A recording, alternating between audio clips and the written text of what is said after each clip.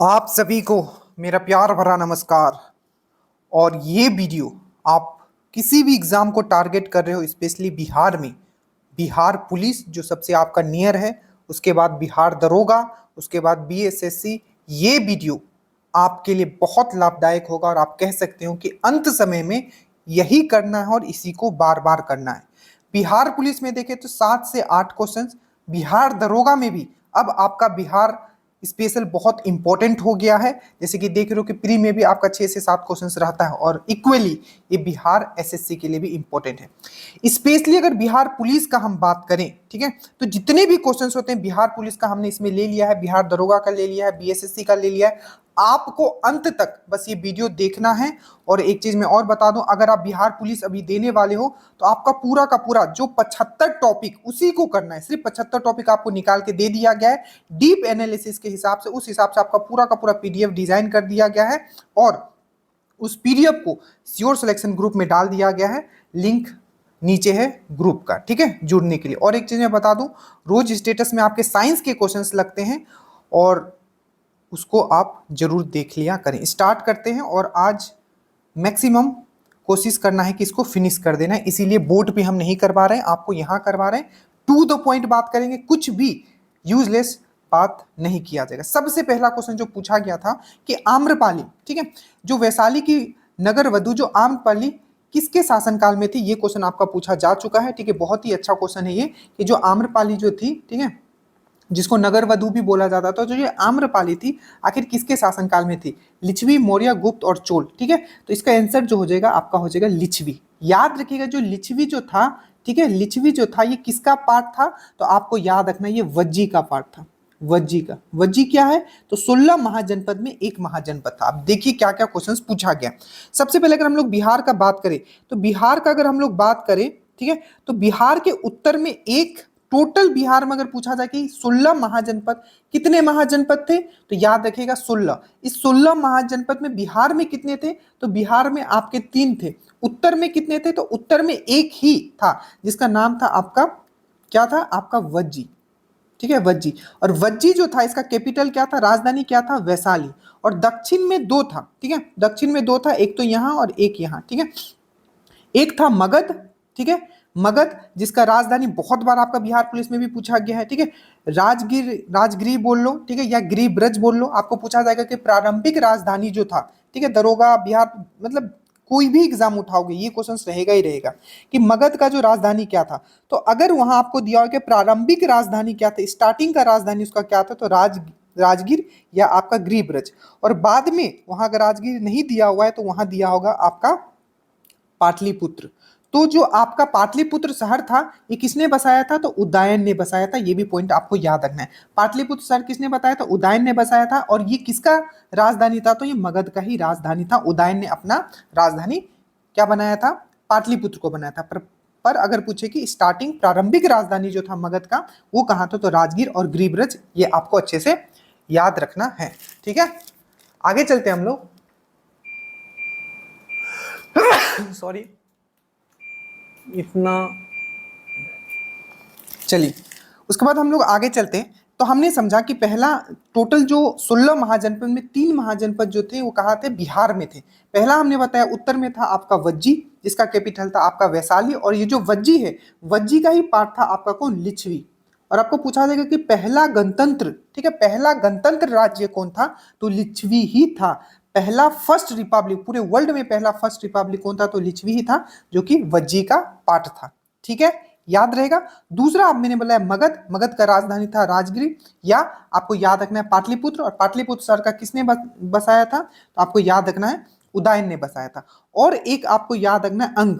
ये अंग वही अंग है जो दुर्योधन ने आपको किसको दिया था? तो दुर्योधन ने दिया था कर्ण को, ठीक है। तो ये वही अंग है, ठीक है, अंग महादेश। तो अंग जो था ये आपको याद रखना है, इसका कैपिटल चंपा था। याद क्या रखना है? सबसे पहले 3 महाजनपद, वज्जी, वज्जी का कैपिटल वैशाली जो कि उत्तर बिहार में था। दक्षिण बिहार में 2 है, एक है मगध जिसका कैपिटल राजगीर या आपका पाटलिपुत्र, या तीसरा आपको याद रखना है अंग, अंग का कैपिटल क्या था? आपका चंपा, ठीक है। और याद रखिएगा जो आम्रपाली थी ये कहाँ की रहने वाली थी, तो लिच्छवी की रहने वाली थी। अब जो ये 16 महाजनपद है, 16 जो महाजनपद है, इसका जानकारी दो बुक से मिलता है। एक जो बुक है आपका, ये है आपका भगवती सूत्र, क्या नाम है, भगवती सूत्र। और एक जो है आपका अंकुतर निकाय। तो ये जो भगवती सूत्र है ये क्या है, ये जैन बुक है, मतलब जैन एक ग्रंथ है। और ये अंकुतर निकाय जो है आपका, ये बुद्ध ग्रंथ है। तो आपको पूछा जाए कि जो 16 महाजनपद है उसके बारे में हमें जानकारी कहाँ से मिलता है, तो आपको याद रखना है दो किताब है। एक है आपका अंकुतर निकाय, ठीक है, जो कि आपका बुद्धिस्ट बुक है, मतलब बुद्ध का जैन मतलब बुद्धिज्म से रिलेटेड है ये, ठीक है। और है एक है आपका भगवती सूत्र जो कि जैन से रिलेटेड है। और ये जो भगवती सूत्र किसने लिखा था, तो ये भी पूछा गया था एक बार, तो सुधर्मा स्वामी ने लिखा था, सुधर्मा स्वामी ने लिखा था। टोटल 16 महाजनपद है, ठीक है। अब कुछ इंपॉर्टेंट जो पहले आपके एग्जाम में पूछे जा चुके हैं, जैसे मत्स्य का पूछा गया था एक बार, ठीक है। तो मत्स्य विराटनगर, ये सब मैं आपको पहले ट्रिक से भी करवा चुका हूं अगर आप जुड़े हुए हो श्योर सिलेक्शन वाले ग्रुप में। तो मत्स्य विराटनगर, अंग चंपा, वज्जी वैशाली, मगध राजगीर, याद रखिएगा। एक सीक्वेंस बस आप यहां याद हो, जो मगध जो था सबसे पावरफुल कौन था, आप सबसे बताओ सबसे पावरफुल कौन था, मगध, ठीक है। सबसे पावरफुल महाजनपद कौन था, मगध। इसमें सबसे पहले राज्य किसने किया था, तो हर्यंक डायनेस्टी, ठीक है। उसके बाद आपका हर्यंक से शिशुनाग डायनेस्टी, ठीक है। उसके बाद आपका नंद डायनेस्टी, और उसके बाद आपका मौर्य डायनेस्टी। तो ये सीक्वेंस याद रखना कि जो मगध है क्योंकि बिहार से रिलेटेड है, तो सबसे पहला जो इस पे डायनेस्टी था, साम्राज्य किसका था, तो हर्यंक का। हर्यंक, हसीना आपने पढ़ा होगा, हसीना, तो ह पर हर्यंक, सौ से आपका शिशुनाग, ठीक है। और उसके बाद नंद, और उसके बाद मौर्य, तो ह सी ना, ठीक है। तो याद रखना हरियाणा आपका हर्यंक, उसके बाद आपका हर्यंक। एसी में बैठने से लग रहा है सर्दी लग रहा है, इतना गर्मी है बाहर, ठीक है। और अगर आप इस ठंड में अगर मान लो कि एसी में बैठे हो, सडनली आप बाहर निकलो, सोचो कितना चेंज होता होगा, ठीक है। तो इसको क्विक हम करेंगे थोड़ा, ठीक है। तो हर्यंक डायनेस्टी ने सबसे पहले इस पर क्या किया था, आपका ये किया था। उसके बाद आपका आया था शिशुनाग डायनेस्टी आया था, उसके बाद नंद डायनेस्टी आया था, उसके बाद आपका मौर्य डायनेस्टी आया था। तो ये सीक्वेंस याद रखना जो मगध पे अपना राज्य किया था, ठीक है। ये चीज मैं आपको बता दें कि वर्ल्ड का पहला गणतंत्र जो था राज्य कौन था, वो था लिच्छवी, जो कि किसका पार्ट था, किसका पार्ट था आपका, लिच्छवी किसका पार्ट था, वज्जी का पार्ट था, ठीक है। वज्जी का कैपिटल क्या था, तो वैशाली था, ठीक है। कैपिटल ऑफ लिच्छवी, तो देखो लिच्छवी बोले, ठीक है, या आपका वज्जी बोले, कैपिटल हमेशा याद रखना वैशाली लिखना है। Licchavi was the part of Vajji, याद रखना ये चीज, ठीक है। नेक्स्ट हम लोग आते हैं गुप्त। गुप्त से एक दो क्वेश्चन पूछा गया, उसको जल्दी से देख लेते हैं। ऑल्दो ये बिहार का पार्ट नहीं है, बट ये बिहार से रिलेटेड है, इसीलिए देखो सबसे पहले क्वेश्चन पूछा गया था जो आपका जो कौन सा ऐसा गुप्त शासक था जिसने 2 अश्वमेध यज्ञ करवाया था, तो याद रखना समुद्रगुप्त, ठीक है। मैं ये क्यों बता रहा हूं अभी बताऊंगा, ठीक है। देखिए ये लिच्छवी से कनेक्टेड है, जो समुद्रगुप्त था ना उसको लिच्छवी दोहत्री बोला जाता था। क्या बोला जाता था, लिच्छवी दोहत्री। तो क्वेश्चन पूछा गया कि लिच्छवी दोहत्री किसको बोला जाता था, तो लिच्छवी दोहत्री समुद्रगुप्त को कहा जाता, क्योंकि इसकी जो माता जी थी इनका नाम था कुमार देवी। क्या नाम था, कुमार देवी। और इनके पिताजी का नाम था चंद्रगुप्त प्रथम। तो चंद्रगुप्त प्रथम का शादी होता है कुमार देवी से, और जो बच्चा होता है वो होता है आपका समुद्रगुप्त। इसीलिए समुद्रगुप्त की जो माँ जो होती है लिच्छवी की होती है, इसीलिए इनको बोला जाता है लिच्छवी दोहत्री, ठीक है, याद रहेगा। और समुद्रगुप्त से याद रखिएगा कौन सा ऐसा शासक था जिसने अश्वमेध यज्ञ करवाया था, गुप्त शासक, तो आपको याद रखना है समुद्रगुप्त। संस्थापक कौन था, तो आपको याद रखना है श्रीगुप्त। बट वास्तविक संस्थापक किसको माना जाता है गुप्ता डायनेस्टी का, तो चंद्रगुप्त प्रथम को। किसको, चंद्रगुप्त प्रथम को। और एक दरोगा में आपका क्वेश्चन पूछा गया था कि जो गुप्त संवाद जो होता है, ठीक है, याद रखिएगा गुप्त संवाद का स्टार्टिंग किसने किया था, तो आपका चंद्रगुप्त प्रथम ने किया था। ये चीज आपको याद रखना है, गुप्त संवाद किसने किया, चंद्रगुप्त प्रथम ने, ठीक है, याद रहेगा। चलिए नेक्स्ट पे हम लोग आते हैं, और याद रखिएगा ये जो आपका, हाँ, और एक क्वेश्चन और पूछा गया था कि कौन सा ऐसा गुप्त शासक था जिसने अपने भाई को मार के गद्दी पे बैठा था, तो याद रखिएगा वो है चंद्रगुप्त सेकेंड। और चंद्रगुप्त सेकेंड ने ही कौन सा उपाधि लिया था, विक्रम आदित्य का उपाधि जो लिया था ये चंद्रगुप्त सेकेंड ने ही लिया था, याद रखिएगा, ठीक है। चलिए नेक्स्ट क्वेश्चन पूछा गया कि मगध विश्वविद्यालय कहाँ है, ठीक है। आपका मगध जो विश्वविद्यालय है ये कहाँ है, तो आपको याद रखना है जो मगध विश्वविद्यालय है वो आपका बोध गया में।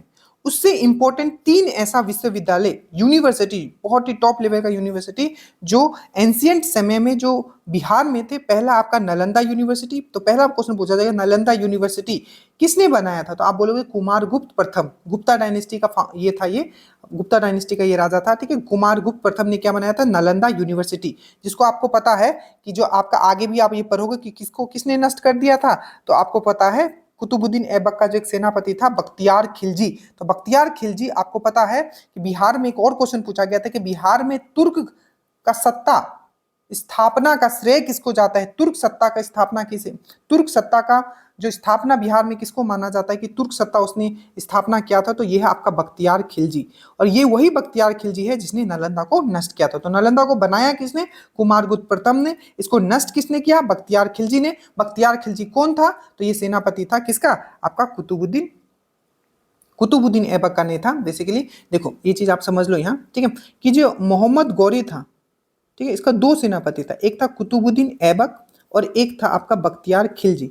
तो कुतुबुद्दीन ऐबक जो होता है ये तो दिल्ली पे विजय करता है और दिल्ली पे क्या करता है, मामलुक वंश, या कह सकते हो आपका स्लेब डायनेस्टी, या आप कह सकते हो मामलुक डायनेस्टी बोल सकते हो, स्लेब डायनेस्टी बोल सकते हो, या गुलाब डायनेस्टी बोल सकते हो, जिसने 1206 में इसको फाउंडेशन रखा था, कुतुबुद्दीन ऐबक। और दूसरा जो मोहम्मद गौरी का जो सेनापति था वो था आपका बख्तियार खिलजी, जो कि आपका बिहार और बंगाल को कब्जा करता है, याद रखिएगा ये चीज, ठीक है।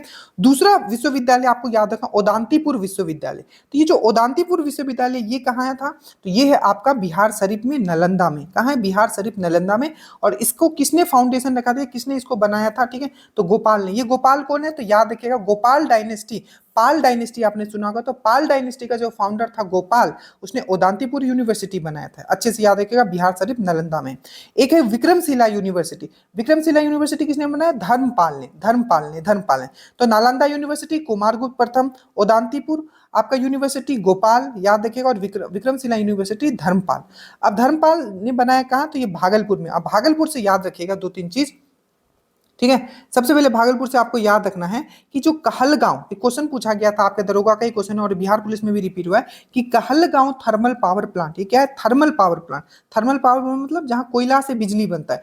तो थर्मल पावर प्लांट जो है कहलगांव थर्मल पावर प्लांट, ठीक है, ये आपका, ठीक है, कहाँ है, तो आपको याद रखना है भागलपुर में। और एक है विक्रमशिला डॉल्फिन अनुसंधान केंद्र, ठीक है, डॉल्फिन नहीं, देखो विक्रमशिला आपका डॉल्फिन आपका सेंचुरी है, ठीक है, डॉल्फिन सेंचुरी है। क्या है, विक्रमशिला डॉल्फिन सेंचुरी या अभ्यारण्य आप कह सकते हो। विक्रमशिला डॉल्फिन अभ्यारण्य कहाँ है, तो आपको याद रखना है विक्रमशिला डॉल्फिन अभ्यारण्य कहाँ है, आपका भागलपुर में। अगर अभ्यारण्य बोले, सेंचुरी बोले, वही अगर आपको बोले कि आपका डॉल्फिन रिसर्च सेंटर कहाँ है, डॉल्फिन अनुसंधान केंद्र कहाँ है, तो भारत का एकमात्र डॉल्फिन अनुसंधान केंद्र कहाँ है, तो वो है आपका पटना में। और बोले कि विक्रमशिला डॉल्फिन अभ्यारण्य कहाँ है, ठीक है, आपका सेंचुरी कहाँ है, तो ये है आपका भागलपुर में है। ये चीज आपको अच्छे से याद रखना है, ठीक है।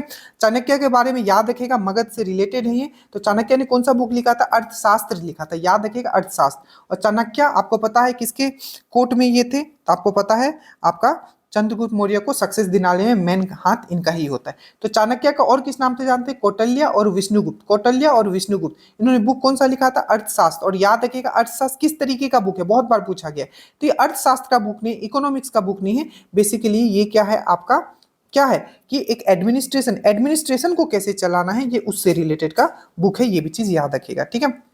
और एक क्वेश्चन पूछा गया था कि चाणक्य जो है, ठीक है, कहाँ के प्रोफेसर थे, तो याद रखिए तक्षशिला जो यूनिवर्सिटी था, तक्षशिला यूनिवर्सिटी के जो आपके प्रोफेसर कौन थे, तो आपको याद रखना ये थे आपके कौन थे, कौटिल्य जो थे तक्षशिला यूनिवर्सिटी के क्या थे, आपके ये प्रोफेसर थे। याद रखिएगा तक्षशिला यूनिवर्सिटी अभी कहाँ है, तो ये आपका पाकिस्तान।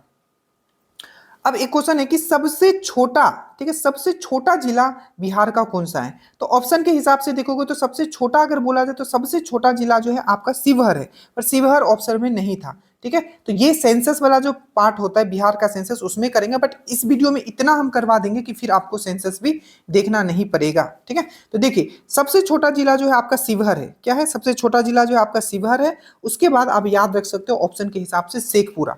तो सबसे छोटा जिला आपका शिवहर, उसके बाद आपका शेखपुरा। और बोलेगा कि सबसे बड़ा जिला कौन सा है, तो वेस्टर्न चंपारण। तो आपका जो पश्चिमी चंपारण है वो सबसे बड़ा जिला है, क्या है, सबसे बड़ा जिला कौन है, आपका पश्चिमी चंपारण है। और उसके बाद गया है। शेखपुरा से आपको याद रखना है, शिवहर जो कि सबसे छोटा जिला है, याद रखिएगा जनसंख्या घनत्व के हिसाब से सबसे ज्यादा जनसंख्या घनत्व कहाँ है, तो आपको याद रखना है शिवहर में सबसे ज्यादा जनसंख्या घनत्व है, जो कि आपका 1880 है, सबसे ज्यादा है। और सबसे कम कहाँ है, अगर बोले कि जनसंख्या सबसे कम कहाँ है, सबसे कम जनसंख्या घनत्व बिहार में कहाँ है, तो कैमूर में है। कैमूर में है, कितना है यहाँ का 488 है। और आपको पता है कि पूरे भारत में देखा जाए तो बिहार का जो जनसंख्या घनत्व है वो सबसे ज्यादा था 2011 के सेंसस से 1106। ठीक है, ये अच्छे से याद रखना। तो सबसे ज्यादा जनसंख्या जो था 2011 के सेंसस से कौन से राज्य का ज्यादा था, तो याद रखिएगा बिहार का सबसे ज्यादा था। 1 स्क्वायर किलोमीटर में 1106 लोग रहते हैं। और डिस्ट्रिक्ट वाइज देखे तो सबसे ज्यादा जनसंख्या घनत्व किसका है, शिवहर का है 1880। और सबसे कम किसका है जनसंख्या घनत्व, कैमूर का है 488। ठीक है, एरिया वाइज अगर देखा जाए तो सबसे बड़ा जिला कौन है, वेस्टर्न चंपारण, पश्चिमी चंपारण और उसके बाद गया। और उसके बाद अगर देखिए सबसे छोटा जिला कौन सा है, तो सबसे छोटा है शिवहर और उसके बाद याद रखोगे शेखपुरा। ठीक है, याद रहेगा। देखिए यहाँ लिखा है सबसे बड़ा जिला कौन सा है, तो पश्चिमी चंपारण। ठीक है, सबसे छोटा जिला कौन सा है, तो शिवहर है। और सबसे सेकंड नंबर पे सबसे छोटा जिला कौन है, तो आपका शेखपुरा। अब यहाँ एक चीज ध्यान देना, शिवहर का मैंने बताया सबसे ज्यादा क्या है आपका जो जनसंख्या घनत्व है वो सबसे ज्यादा क्या है आपका शिवहर का है। जनसंख्या घनत्व जो सबसे ज्यादा है वो है आपका शिवहर का, कितना है 1880। और सबसे कम किसका है, कैमूर का 488। कितना है कैमूर का 488 है। कैमूर का कितना है 488 है, अच्छे से याद रखिएगा। कैमूर का कितना है 488 है। और बिहार का सबसे ज्यादा था, कितना था ओवरऑल बिहार का पूरे देश में सबसे ज्यादा था जनसंख्या घनत्व 1106 था, याद रखिएगा। अगर हम लोग बात करें अब यहाँ जो पश्चिमी चंपारण से क्या क्या क्वेश्चन पूछा गया, सबसे पहला क्वेश्चन याद रखिएगा, वाल्मीकि टाइगर रिजर्व बोले, वाल्मीकि अभ्यारण्य बोले या वाल्मीकि राष्ट्रीय उद्यान बोले, कुछ भी वाल्मीकि बोले, ठीक है, राष्ट्रीय उद्यान हो, टाइगर रिजर्व हो, अभ्यारण्य हो, सब कुछ भी वाल्मीकि लिखा हो, आपको मारना है पश्चिमी चंपारण, वेस्टर्न चंपारण, याद रहेगा। याद रखिएगा पश्चिमी चंपारण में आपको पता है त्रिवेणी नहर जो निकलता है वो पश्चिमी चंपारण से ही निकलता है, त्रिवेणी नहर। ठीक है, पश्चिमी चंपारण में ही बना हुआ है त्रिवेणी नहर, अच्छे से याद रखना, जो कि किस नदी पे बना हुआ है, गंडक नदी पे बना हुआ है, ये भी चीज आपको याद रखना है। ठीक है, सबसे बड़ा जिला अगर पॉपुलेशन के हिसाब से देखा जाए, जनसंख्या के हिसाब से, तो ये है पटना। और सबसे छोटा जिला अगर जनसंख्या के हिसाब से देखा जाए तो ये है आपका शेखपुरा। शेखपुरा और शिवहर में डिफरेंस समझ के रखना। ठीक है, ये पॉपुलेशन के हिसाब से हमने आपको यहाँ बताया है। ठीक है, आगे चलिए। उसके बाद क्वेश्चन पूछा था तो कुछ बेसिक फैक्ट से क्वेश्चंस पूछे गए, जैसे कि टोटल एरिया ऑफ बिहार कितना, एग्जैक्ट आप याद रखोगे 94,163 स्क्वायर किलोमीटर। कितना है बिहार का एरिया, कितना है जल्दी से बताइए, 94,163 स्क्वायर किलोमीटर जो है बिहार का एरिया है। अगर देखा जाए क्वेश्चन सेम अभी चेंज करके पूछा था कि बिहार का जो एरिया है वो पूरे भारत का कितना परसेंट है, तो 2.86% है। याद रखिएगा बिहार का एरिया 94,163 स्क्वायर किलोमीटर, ये पूरे इंडिया का कितना परसेंट है, तो 2.86% है। और याद रखिएगा जो जो जो बिहार का पॉपुलेशन है, कितना था बिहार का पॉपुलेशन, 10,40,99,452। याद रखना, ये बहुत इंपॉर्टेंट है। ठीक है, 10,40,99,452 या 10.40 करोड़, 10.40 करोड़ या 10,40,40,99,452। तो अगर हम लोग एरिया वाइज बोले तो 2.86% है। बट अगर पॉपुलेशन देखे, बिहार का जो पॉपुलेशन देखोगे तो पॉपुलेशन में तीसरे नंबर पे आता है। पहले नंबर पे यूपी है, दूसरे नंबर पे महाराष्ट्र और तीसरे नंबर पे आपका बिहार है। तो बिहार का जो पॉपुलेशन है पूरे भारत का वो 8.6% है, 2011 का सेंसस के हिसाब से बता रहा हूं। बट जनसंख्या घनत्व के हिसाब से देखेंगे तो बिहार का जो है वो सबसे टॉप पे है 1106, मतलब 1 स्क्वायर किलोमीटर में बिहार में 1106 लोग रहते हैं, जो कि पहले का अभी तो बहुत हो गया होगा। ठीक है, समझ रहा है, इतना क्वेश्चन सब एकदम यहीं से क्वेश्चंस पूछे जाएंगे और आप लोग गलत करोगे। ठीक है, याद रखिएगा। उसके बाद आगे चलते हैं कि इंडिया का पॉपुलेशन डेंसिटी के हिसाब से, मतलब जनसंख्या घनत्व के हिसाब से बिहार सबसे टॉप पे है। ठीक है, टॉप पे है। ठीक है, जिसमें कि सबसे ज्यादा कहाँ है आपका, याद रखिएगा, तो सबसे ज्यादा है शिवहर में 1880 लोग रहते हैं 1 स्क्वायर किलोमीटर में। और सबसे कम कहाँ है, तो आपका 488 है, आपका कैमूर में है, जहां सबसे कम जनसंख्या घनत्व है बिहार का, और सबसे ज्यादा है शिवहर में। और ओवरऑल बिहार में देखा जाए तो बिहार का सबसे ज्यादा है 1106, याद रखना है। ठीक है, अब देखते हैं इसका अक्षांशीय और देशांतर। अक्षांशीय रेखा आपको पता है, ठीक है, अक्षांशीय रेखा, अगर मैं इसको ये सब चीज समझा चुका हूं, अगर मैं बिहार को इधर रखता हूँ, ये बिहार को, ठीक है, तो ये अक्षांशीय रेखा है, यहाँ से यहाँ। ठीक है, अक्षांशीय रेखा जो होगा इसका क्या होगा, तो अच्छे से याद रखिएगा। अक्षांशीय रेखा देखिएगा यहाँ, तो क्या है 24, 24, 20, 10, 27, 31, 15, ये याद करना पड़ेगा, ऐसे नहीं होगा। 24, 27, 20, 31, 10, 15, इस तरीके से याद करना पड़ेगा। तो अक्षांशीय रेखा का जो इसका है 24 डिग्री 20 मिनट 10 सेकेंड से लेके 27 डिग्री 31 मिनट 15 डिग्री नॉर्थ। उसी प्रकार से अक्षांशीय से देशांतर रेखा अगर हम लोग देखेंगे, देशांतर मतलब क्या होता है, इस तरीके से ईस्ट, ये बोला हो गया देशांतर। तो यहां से लेके यहां तक, ठीक है। और बिहार किस भाग में याद रखना, तो नॉर्थ ईस्ट वाला भाग में, मतलब उत्तर पूर्वी भाग में है, ठीक है। भारत में भी, भारत का भी क्या है, अगर ग्लोब पे देखोगे तो उत्तर पूर्वी भाग में, ठीक है।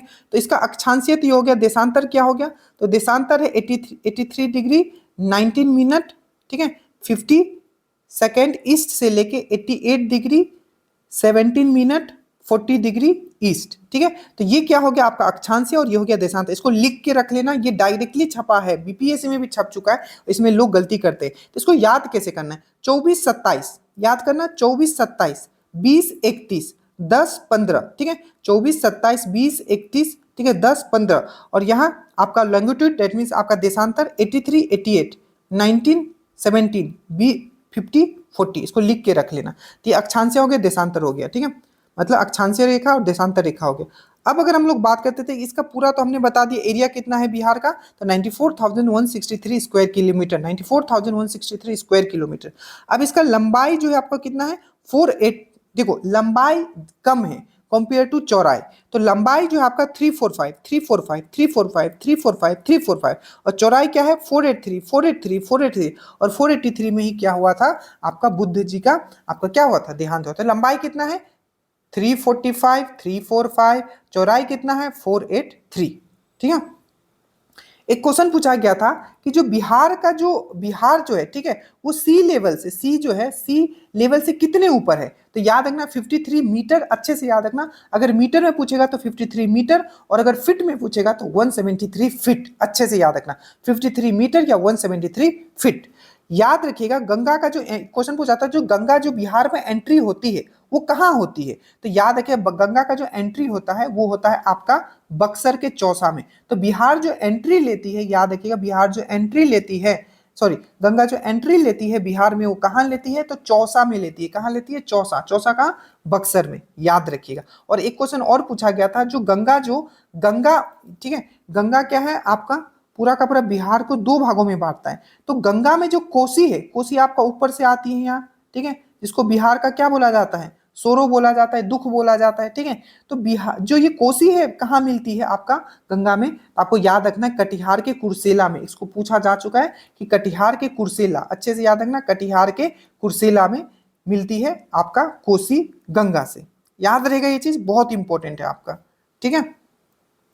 देखिए जब गंगा का हम लोग बात करते हैं, कुछ चीज आपको याद रखना है, ये रिवर वाले में मैं आपको बताऊंगा, पर जो आप देखोगे नीचे से, मतलब दक्षिण से दो रिवर इसमें आके, बहुत सारे रिवर मिलते हैं जिसमें कि दो बहुत इंपॉर्टेंट रिवर है, ठीक है। वो है आपका, एक तो है आपका सोन और एक है आपका यमुना। तो क्वेश्चन पूछा जाता है कि जो गंगा का सबसे बड़ा सहायक नदी कौन सा है, तो वो यमुना है, ठीक है। और एक जो है सोन भी आपका गंगा में आके मिलती है, ठीक है, आगे हम बात करेंगे। चलिए आगे चलते। उसके बाद है जो रबर डैम, आपने सुना होगा रबर डैम, तो भारत का सबसे लंबा जो रबर डैम बना है ये कहाँ बना है, तो गया में, गया का नाम कर दिया है गया जी, ठीक है। तो रबर डैम को हम लोग गया जी डैम भी बोलते हैं। और किस नदी पे बनाया गया है, तो याद रखना फाल्गु नदी पे। सबसे पहला क्वेश्चन, रबर डैम कहाँ बना है, तो आपको याद रखना है गया जी में बना है, गया जी में। रबर डैम का ही नाम क्या कर दिया गया है, गया जी डैम कर दिया गया है। और ये किस नदी पे बना है, तो फाल्गु नदी पे, या फाल्गु नदी को हम लोग क्या बोलते हैं, निरंजना नदी के नाम से भी हम लोग जानते हैं, ये चीज याद रखना है, ठीक है।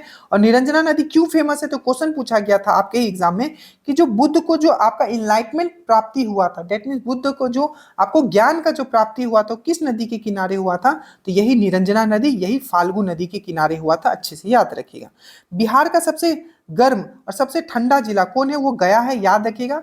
सबसे ठंडा और सबसे जो गर्म जिला है वो कौन सा है आपका, वो गया है, ठीक है।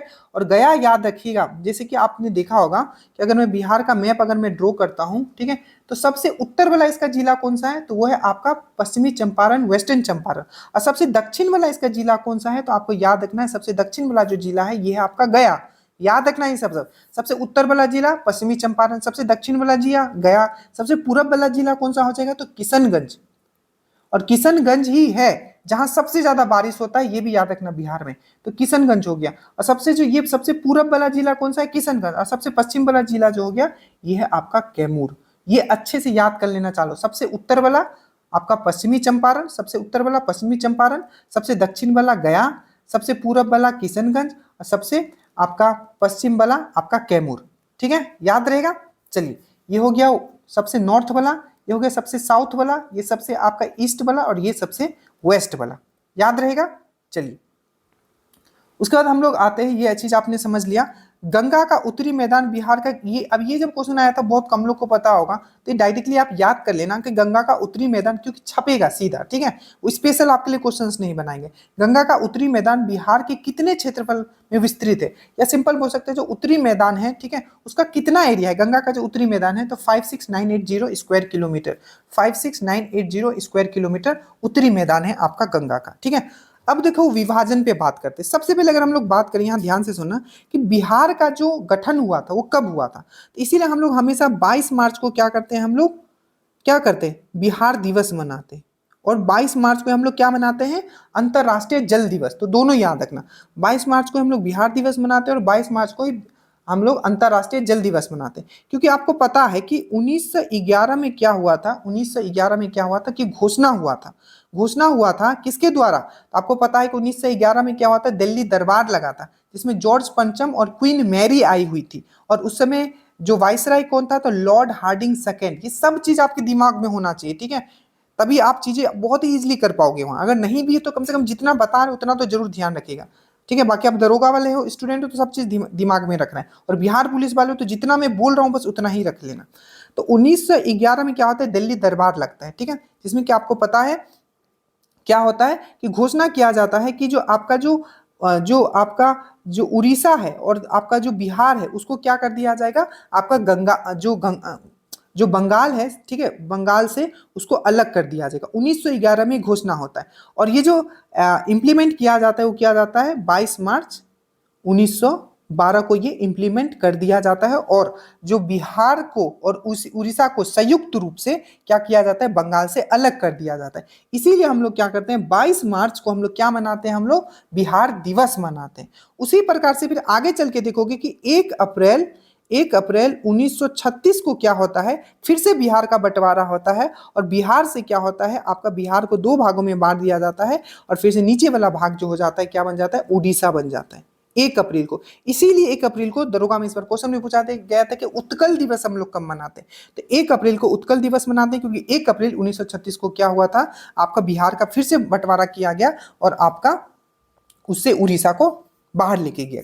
अंत में एक बार आप और देखोगे, अंत में एक बार और देखोगे कि 15 नवंबर 2000 फिर से बंटवारा होता है बिहार का। ठीक है, और बिहार को फिर से 2 भागों में बांट दिया जाता है। नीचे वाला भाग को झारखंड बोला जाता है और ऊपर वाले को बिहार बोला जाता है। तो ये तीनों डेट याद रखें। सबसे पहले 22 मार्च 1912, जिसमें बिहार जो है, बिहार बंगाल संयुक्त रूप से किससे अलग हुआ, आपका बंगाल से अलग हुआ। 22 मार्च को हम लोग इसीलिए बिहार दिवस मनाते हैं। फिर से 1 अप्रैल 1936 को क्या हुआ कि जो बिहार से फिर से उड़ीसा बाहर निकला, 1 अप्रैल को हम लोग उत्कल दिवस मनाते हैं। और फिर से 15 नवंबर 2000 को क्या हुआ, बिहार से क्या हुआ, आपका झारखंड बाहर निकला। और 15 नवंबर को याद रखिएगा जनजातीय गौरव दिवस मनाया जाता है। जनजातीय गौरव दिवस। तो जनजातीय गौरव दिवस कब मनाया जाता है, तो जनजातीय गौरव दिवस जो मनाया जाता है, जनजातीय गौरव दिवस 15 नवंबर को मनाया जाता है। क्यों मनाया जाता है, तो बिरसा मुंडा के याद में मनाया जाता है। ठीक है, याद रहेगा।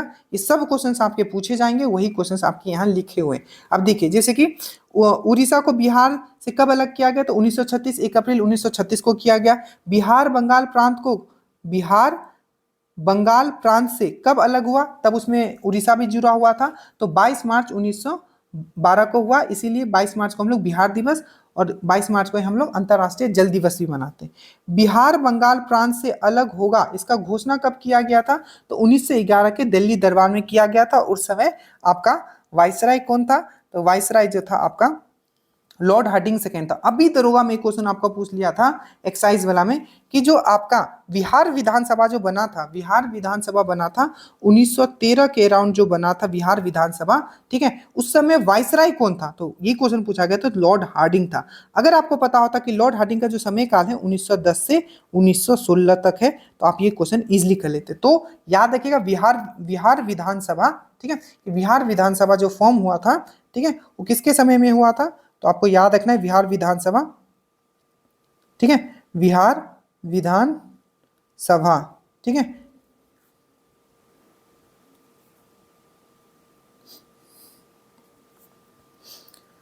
तो आपको याद रखना है, जैसे कि मैंने बताया ये है आपका लॉर्ड हार्डिंग सेकेंड के समय में हुआ था, अच्छे से याद रखना है, ठीक है। आगे चलते हम लोग, ये सब चीज मैंने आपको करवा दिया कि फिर से क्या होता है 1 अप्रैल को क्या होगा, ठीक है, 1 अप्रैल को क्या होगा, 1936 को उड़ीसा बिहार से अलग हुआ, और 1 अप्रैल को क्या मनाते हैं, उत्कल दिवस मनाते हैं। 2 फरवरी को क्या मनाते हैं, आर्द्र भूमि दिवस, बहुत इंपॉर्टेंट है, आर्द्र भूमि दिवस हम लोग कब मनाते हैं, 2 फरवरी को। 1 अप्रैल को क्या मनाते हैं, उत्कल दिवस। 2 फरवरी को हम लोग क्या मनाते हैं, उत्कल, 1 अप्रैल को मनाते हैं उत्कल दिवस, और 2 फरवरी को मनाते हैं आर्द्र भूमि दिवस, या इसी को बोलते हैं हम लोग वेटलैंड डे भी बोला जाता है, अच्छे से याद रखिएगा। बिहार का सेकेंड डिवीजन या डायरेक्टली 15 नवंबर को क्या होता है, झारखंड बिहार से अलग होता है, ठीक है। जनजातीय गौरव दिवस मनाया जाता है 15 नवंबर को भगवान बिरसा मुंडा जयंती के रूप में, या इसको जनजातीय गौरव दिवस में याद रखिएगा। आपका जो मुंडा रिवोल्ट है बहुत इंपॉर्टेंट है, मुंडा रिवोल्ट याद रखिएगा। मुंडा रिवोल्ट के जो मेन लीडर कौन थे, तो बिरसा मुंडा थे। ये कब से कब तक चला था, तो 1899 से 1900 तक चला था, 1899 से 1900 तक चला था। और छोटा नागपुर प्लेटू, छोटा नागपुर जो प्लेटू है स्पेशली दक्षिण जो रांची है उसमें चला था, ये भी पॉइंट याद रखना। मुंडा जो रिवोल्ट है उसको ही उलगुलान रिवोल्ट भी बोला जाता है, उलगुलान विद्रोह भी बोला जाता है। कब से कब तक चला, 1899 से 1900 तक चला। दक्षिण बिहार में, दक्षिण आपका उस समय तो आप मतलब दक्षिण बिहारी बोल सकते हो, ठीक है, अब वो अलग हो गया है, ठीक है। और अभी के समय में देखा जाए तो आपका रांची वाला जो एरिया है वो, ठीक है। नौजवान सभा एक क्वेश्चन पूछ लिया था तो मैंने इसको कनेक्ट कर दिया। नौजवान सभा जो था 1926 में भगत सिंह के द्वारा फॉर्म किया गया था, और यंग इटली जो है क्योंकि इसी से प्रेरित हुआ था ये, तो यंग इटली जो है 1831 में मेजनी, तो ये अभी एक्साइज का आपका जो प्री था उसमें पूछा गया था कि यंग इटली किसके द्वारा फॉर्म किया गया था, तो गोइसुपु मैजनी के द्वारा फॉर्म किया गया था। ये इटली का एकीकरण में बहुत बड़ा सहयोग किया था, बट ये सक्सीड नहीं हुआ था, बट स्टार्टिंग इसी के द्वारा किया गया था। तो यंग इटली मेजनी के द्वारा 1831 में, और नौजवान सभा 1926 भगत सिंह, ठीक है। ओएनजीसी क्वेश्चन पूछा था, ओएनजीसी का फॉर्मेशन कब हुआ था, तो 1956 में हुआ था। अब इसको देखो जो मैं कनेक्ट कर रहा हूँ, ओएनजीसी आपको पता है एक महारत्न कंपनी है, टोटल महारत्न कंपनी अभी 14 है, ठीक है। क्या इंक्रीज हुआ है आप मुझे बताइएगा, ठीक है। तो ओएनजीसी का अगर हम लोग बात करें, ठीक है, ओएनजीसी का अगर हम लोग बात करें, ओएनजीसी का अगर बात करें, देखो टोटल महारत्न कंपनी आप लोग चेक कर लीजिएगा, ठीक है, 14 था, ठीक है। और सबसे लेटेस्ट आज जो दिया गया था वो हेल को दिया गया था, ठीक है, Hindustan aeronautics and limited, HAL। सबसे लेटेस्ट वाला जो महारत्न कंपनी कौन सा है, HAL। 1940 में इसका फॉर्मेशन हुआ था, और इसका जो हेड क्वार्टर है अभी बेंगलोर में है, ठीक है। ये हेलीकॉप्टर बनाती है। चलिए, तो ये चीज आपको समझ में आया कि चलो अब देखो यहाँ ओएनजीसी का फॉर्मेशन कब हुआ था, 1956 में हुआ। अब जो चीज मैं बता रहा उसको ध्यान से समझना। ओएनजीसी क्या है, ठीक है, एक oil and natural gas commission है, ठीक है, ऑयल रिलेटेड काम करती है। अब बिहार में आपको पता है कि ऑयल रिफाइनरी कहाँ है, तो ये है आपका बरौनी में। कहाँ, आपका बरौनी में। बरौनी कौन से डिस्ट्रिक्ट में आता है, तो आपका बेगूसराय में आता है। किस में आता है बरौनी, बेगूसराय में आता है। और इसी बेगूसराय से क्वेश्चन पूछा जाता है कि बिहार का औद्योगिक राजधानी किसको बोला जाता है, इंडस्ट्रियल कैपिटल किसको बोला जाता है, तो बेगूसराय को इंडस्ट्रियल कैपिटल बोला जाता है, या आपका औद्योगिक राजधानी बोला जाता है इसको ही, ठीक है। प्लस बेगूसराय से याद रखिएगा सबसे मोस्ट इंपॉर्टेंट है जो बिहार का पहला रामसर साइट, क्या नाम था उसका, कांवड़ताल। कांवड़ताल, कांवड़ताल क्या है, एक झील है। कांवड़ताल क्या है, एक झील है, और ये एशिया का सबसे बड़ा मीठे पानी का गोकुर झील है। गोकुर मतलब ऑक्सबो लेक। तो यहां से क्या क्या याद रखना है, बरौनी। बरौनी आपको पता है तेल शोधक ठीक है, एरिया है ये, ठीक है, कहाँ है, तो ये बेगूसराय में है, आपको याद रखना है, ठीक है। और ये भी याद रखना है, बेगूसराय को हम लोग औद्योगिक राजधानी बोलते हैं बिहार का। बेगूसराय में आपका क्या मैंने बताया, तो बेगूसराय में आपका कांवरताल झील है, जो बिहार का पहला क्या था, रामसर साइट था, आर्द्र भूमि था, और ये एशिया का क्या है, सबसे बड़ा मीठे पानी का गोकुर झील है, मतलब ऑक्सबो लेक है, ये भी चीज आपको याद रखना है। अगर मैं बात करता हूं बरौनी ऑयल रिफाइनरी का, तो इसका जो फॉर्मेशन हुआ था, स्टार्ट जो हुआ था, आप कह सकते हो 1964 में हुआ था। कब ये स्टार्ट हुआ था, 1964 में हुआ था। और किसके हेल्प से हुआ था, ये भी पूछा जाता है। तो सबसे बड़ा हेल्प था इसमें सोवियत संघ का, प्लस आपका रोमेनिया का, पर सबसे ज्यादा था इसमें सोवियत संघ का ही था। वही चीज अगर आपको यहाँ लिखा मिल सकता है कि बरौनी बेगूसराय में है, ऑयल रिफाइनरी है, सोवियत संघ रोमानिया, 1964 में ये स्टार्ट हुआ था। बेगूसराय में क्या है, आपका कांवरताल लेक है, जो कि बिहार का पहला क्या था, आपका रामसर साइट था या आर्द्र भूमि था, याद रखिएगा। और ये एशिया का सबसे बड़ा मीठे पानी का क्या है, गोकुर झील है, ठीक है। अब दो नया रामसर साइट और जुड़ गया है, जो कि आपका कहाँ है, जमुई में है, याद रखिएगा, जमुई में है। नाग क्या रहता है, एकदम जमा हुआ रहता है, नाग एकदम जमा हुआ बैठा रहता है।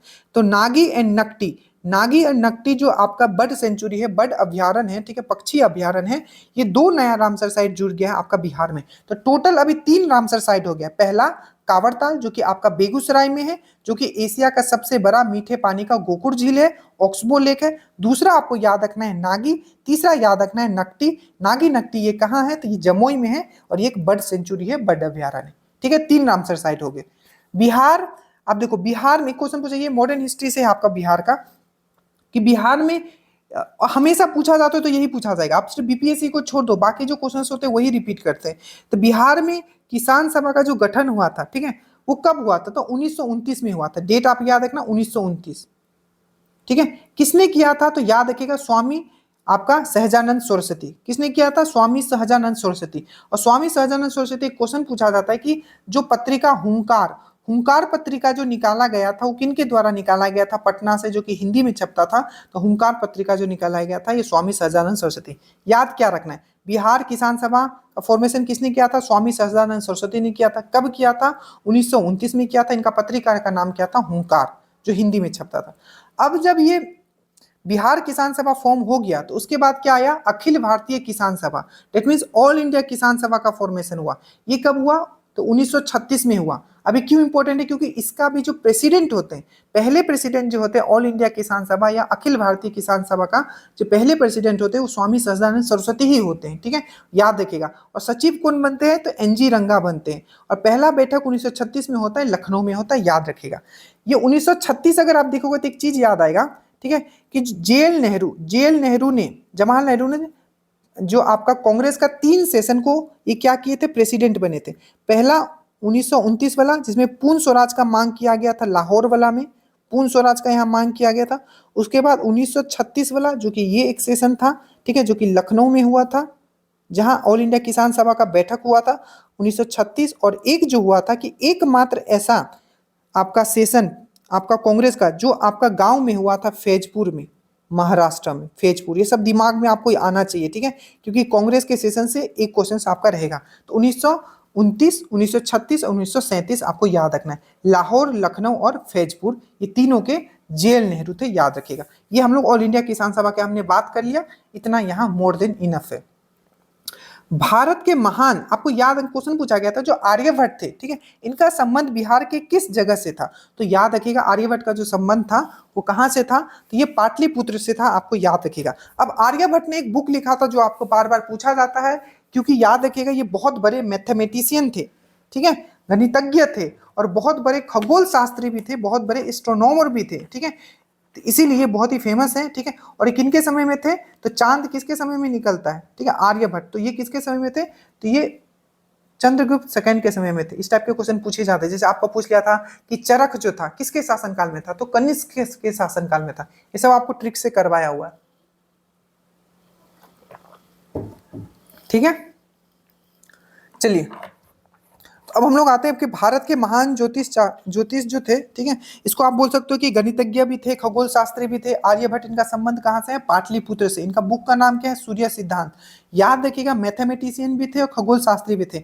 माना जाता है कि भारत का जो गणितज्ञ, फादर ऑफ इंडियन मैथमेटिशियन, मतलब भारत के जो गणितज्ञ के जो पिता कहा जाता है वो किनको कहा जाता है, तो आपको याद रखना है वो कहा जाता है, इनको ही कहा जाता है। और कहीं कहीं आपको मिलेगा कि जीरो का जो इन्वेंशन किया था वो भी इन्होंने ही किया था, कहीं कहीं ब्रह्मगुप्त भी लिखा हुआ मिलता है, पर कहीं कहीं इनका भी नाम आता है। तो जीरो का इन्वेंशन इन्होंने किया था और इनको भारत का गणितज्ञ का इन्हें पिता भी कहा जाता है। किसके शासन काल में थे, तो चंद्रगुप्त सेकंड के शासन काल में थे। कौन सा बुक लिखे थे, तो सूर्य सिद्धांत। इनका संबंध कहां से है, तो पाटलिपुत्र से इनका संबंध है। ठीक है, नेक्स्ट क्वेश्चन आपका पूछा गया कि नालंदा विश्वविद्यालय का, ठीक है, नालंदा विश्वविद्यालय को बेसिकली किसने नष्ट किया था, ये यहां पूछा था। मैंने आपको बताया था बख्तियार खिलजी। अब देखो बख्तियार खिलजी कौन था, तो मोहम्मद गौरी जो एक तुर्क था, ठीक है, तुर्क था, ठीक है, उसका दो सेनापति, एक था कुतुबुद्दीन ऐबक और एक था बख्तियार खिलजी। बख्तियार खिलजी जो है बिहार और बंगाल की तरफ बढ़ता है और ये दोनों पे विजय पाता है। ठीक है, ये इसका एक सेनापति था। दूसरा सेनापति था इसका कुतुबुद्दीन ऐबक, किसका, मोहम्मद गौरी का। सो 1206 में क्या करता है, दिल्ली में गुलाम वंश का स्थापना करता है। ठीक है, ये दूसरा। अभी कुतुबुद्दीन ऐबक से याद रखिएगा कुछ क्वेश्चन पूछा गया, जैसे कि लाख बख्श किसको बोला जाता था, तो कुतुबुद्दीन ऐबक को। इसने दो मस्जिद बनवाया था, एक था 2.5 दिन का झोपड़ा, सब चीज लिखा हुआ है यहाँ, ठीक है। 2.5 दिन का झोपड़ा इसने बनवाया था जो कि आपका अजमेर में था, और एक इसने बनाया था आपका क्वातुल इस्लाम। क्वातुल इस्लाम, मैं बोलने पे ज्यादा सुनने पे फोकस करना, लिखूंगा तो टाइम लग जाएगा। 2.5 दिन का झोपड़ा जो इसने अजमेर में बनाया था, और क्वातुल इस्लाम जो कि इसने दिल्ली में बनाया था। तो क्वातुल इस्लाम और 2.5 दिन का झोपड़ा, ये दो मस्जिद था जिसने कुतुबुद्दीन ऐबक ने बनाया था। इसको लाख बख्श भी बोला जाता है।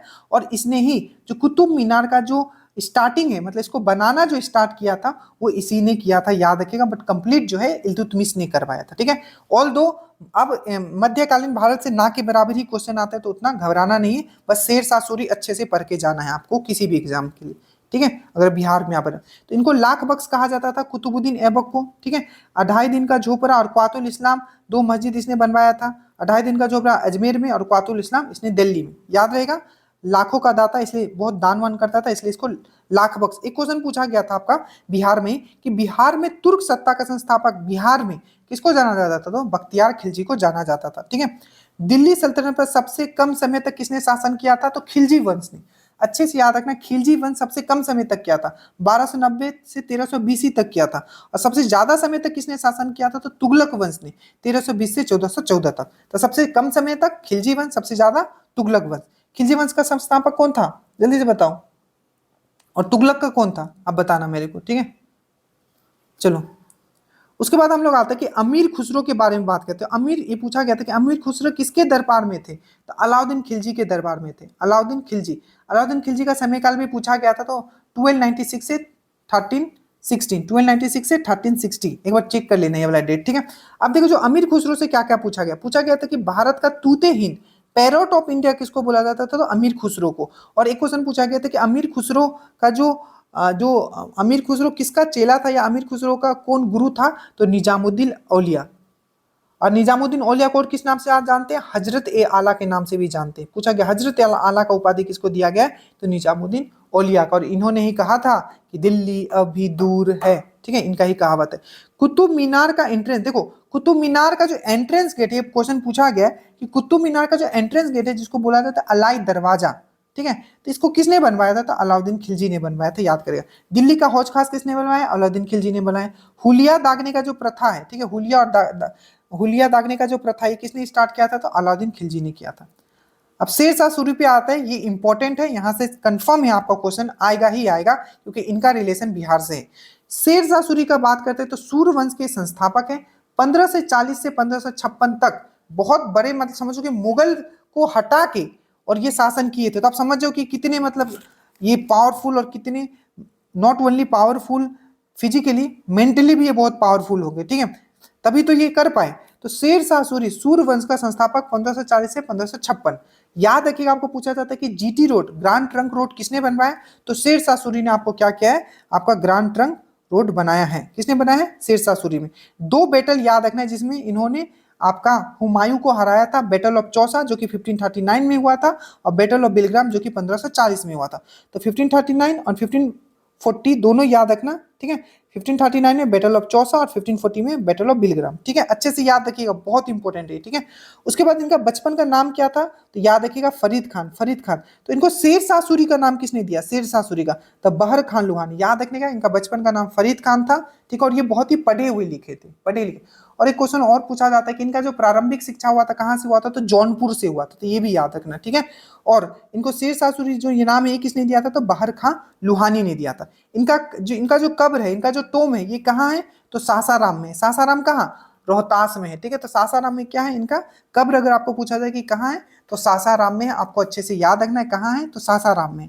और याद रखिएगा रोहतासगढ़ फोर्ट, इस बार ही पूछा गया था कि रोहतासगढ़ किला, दरोगा का क्वेश्चन है। ठीक है, कहाँ है, तो ये रोहतास में है, बिहार में है रोहतासगढ़ किला। ठीक है, और इसको किसने बनाया था रोहतासगढ़ किला को, तो ये आपका शेरशाह सूरी ने ही बनाया था, याद रखिएगा। ठीक है, इनके समय जो सिल्वर का सिक्का था उसको रुपया बोला जाता था, बहुत फेमस क्वेश्चन है। सिल्वर का कॉइन को इसको क्या बोला जाता, सिल्वर का जो सिक्का था रुपया, और सोने का जो सिक्का था उसको मोहर कहा जाता था, और तांबे का जो सिक्का था उसको दाम कहा जाता था। ये चीज याद रखना है। ठीक है, आगे चलते हैं। बिहार का शोक किसको कहा जाता है, बहुत बार आपके पेपर में रिपीट हुआ है। तो बिहार का जो शोक कहा जाता है वो कोसी को कहा जाता है। इससे और क्या क्या क्वेश्चन बनता है, देखिए, को पहला क्वेश्चन तो ये बनता है कि बिहार, सोरो ऑफ बिहार किसको कहा जाता है, तो कोसी को कहा जाता है। एक और क्वेश्चन पूछा जाता है कि कौन सा ऐसा नदी है बिहार का जो अपना पथ बदलने के लिए कभी इधर कभी इधर, इसीलिए क्या करती है, ये बहुत आपका विनाशकारी रूप ले लेती है इनका, क्योंकि इसका जो रास्ता है वो फिक्स नहीं। तो नदी क्या है, अपना मार्ग बदलने के लिए बहुत ही फेमस है, तो वो है आपका कोसी। एक क्वेश्चन पूछा गया था कि ये गंगा जो कोसी है, गंगा में कहाँ मिलती है, तो कुर्सेला कटिहार, कहाँ, कुर्सेला कटिहार में आपका है, ये गंगा से मिलती है। ये निकलती कहाँ है, तो गोसाईनाथ की चोटी नेपाल से निकलती है। ठीक है, उसी प्रकार एक कर्मनासा नदी का उद्गम स्थल कहाँ है, कर्मनासा, तो याद रखिएगा कैमूर। अब यहाँ जो क्वेश्चन पूछा जाएगा, मैं बिहार का, अगर अगला पार्ट में शायद हम लोग मैपिंग वाला एक बार करेंगे, एक वीडियो और करेंगे, अगर इसमें कंप्लीट नहीं हुआ तो अगर हम लोग बिहार वाला, अगर हम लोग पार्ट देखते हैं, बिहार को अगर हम लोग इस तरीके से ड्रॉ करते हैं, तो यहाँ जो आपका क्या है, रोहतास है, और आपका क्या है, कैमूर है। तो रोहतास और कैमूर जो है, याद रखिएगा बहुत अच्छे से, ये विंध्या श्रेणी का भाग है, विंध्या रेंज का भाग है।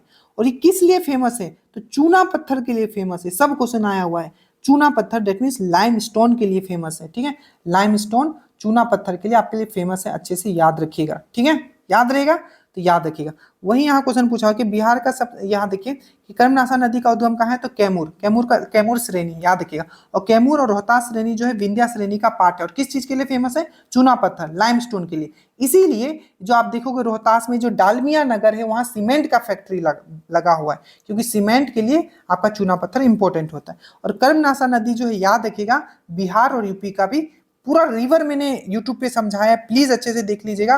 Bihar river bye dream dose, आपका पूरा सब चीज क्लियर हो जाएगा। तो बिहार और यूपी का, बिहार का सब, तो ये क्वेश्चन क्या था कि कर्मनासा क्या है, किसके बीच में आपका बॉर्डर बनाती है, तो बिहार और यूपी के बीच में। बिहार का सबसे पुराना जो डैम है उसका नाम क्या है, इंद्रपुरी डैम। ये किस नदी पे है, तो ये सोन नदी पे, याद रखिएगा, और डेहरी ओंसन में है। ठीक है, तो सबसे पुराना डैम का नाम क्या है, इंद्रपुरी। ये कहाँ है, तो ये आपका रोहतास का डेहरी ओंसन में है। ठीक है, और कौन से नदी पे है, तो सोन नदी पे। देखिए, सोन नदी जो निकलती है वो मैकाल श्रेणी से निकलती है। मैकाल श्रेणी का एक जो चोटी है अमरकंटक, क्या है, मैकाल श्रेणी का जो चोटी है, मैकाल श्रेणी का जो चोटी है वो है अमरकंटक। अमरकंटक से दो रिवर निकलती है, एक उत्तर की तरफ बहती है जो कि सोन, जो कि गंगा में जाके मिलती है, और एक है नर्मदा जो कि आपका फाइनली अरबियन सी में जाके मिल जाती है। नर्मदा इधर निकलती है और ऊपर सोन निकलती है। तो ये दो नदी जो कि अमरकंटक से निकलती है, ये चीज आपको याद रखना। उद्गम, सोन का उद्गम का है अमरकंटक की पहाड़ी, मैंने आपको बता दिया। हुंड्रू जलप्रपात पूछा गया था, तो हुंड्रू जलप्रपात कहाँ है, तो ये रांची में है, आपको याद रखना है हुंड्रू जलप्रपात, जो कि स्वर्ण रेखा नदी पे है। ठीक है, तो हुंड्रू जलप्रपात कहाँ है, रांची में है, किस नदी पे है, स्वर्ण रेखा। और जो स्वर्ण रेखा नदी है, ठीक है, इसका उद्गम स्थल कहाँ है, तो छोटा नागपुर प्लेट्यू जो है, छोटा नागपुर पठार जो है, ये इसका उद्गम स्थल है। एक क्वेश्चन पूछा गया था कि बिहार में जो कोसी परियोजना है, कोसी परियोजना किसका परियोजना है, तो भारत और नेपाल का परियोजना है। ये कब आपका स्टार्ट हुआ था, तो 1954 में हुआ था। ये चीज आपको अच्छे से याद रखना है। ठीक है, चलिए उसके बाद देखिए, बिहार में किस वर्ष दूरदर्शन केंद्र स्थापित किया गया था, तो आपको याद रखना है बिहार में किस वर्ष दूरदर्शन केंद्र स्थापित किया गया था। तो बिहार में बोले तो 1978, और पूरे भारत में बोले तो 1959। ठीक है, याद रहेगा। एक क्वेश्चन भी पूछ लिया गया था कि जो सरकारिया कमीशन, सबसे पहले याद रखना सरकारिया कमीशन का काम क्या था, तो इसने रिलेशन डिफाइन किया था। किसके बीच में रिलेशन? संघ और राज्य के बीच में रिलेशन। तो संघ और राज्य के बीच में जो रिलेशन डिफाइन किया था वो क्या था? सरकारिया कमीशन। कब आया था? 1983 में आया था और इसने अपना रिपोर्ट 1988 में सौंपा था। ये बहुत बार रिपीट हो चुका है आपके एग्जाम में, ठीक है। उसके बाद है, याद रखिएगा कि बिहार में किसान सभा कब फॉर्म हुआ? 1929 में। स्वामी सहजानंद सरस्वती, इनका पत्रिका का नाम हुंकार था। ये रिपीट हुआ है, क्वेश्चन पहले आ चुका है। जो रिपीट हुआ है तो फिर से शॉर्ट में लिख दिया। ऑल इंडिया किसान सभा आपका अखिल भारतीय किसान सभा 1936 में हुआ था।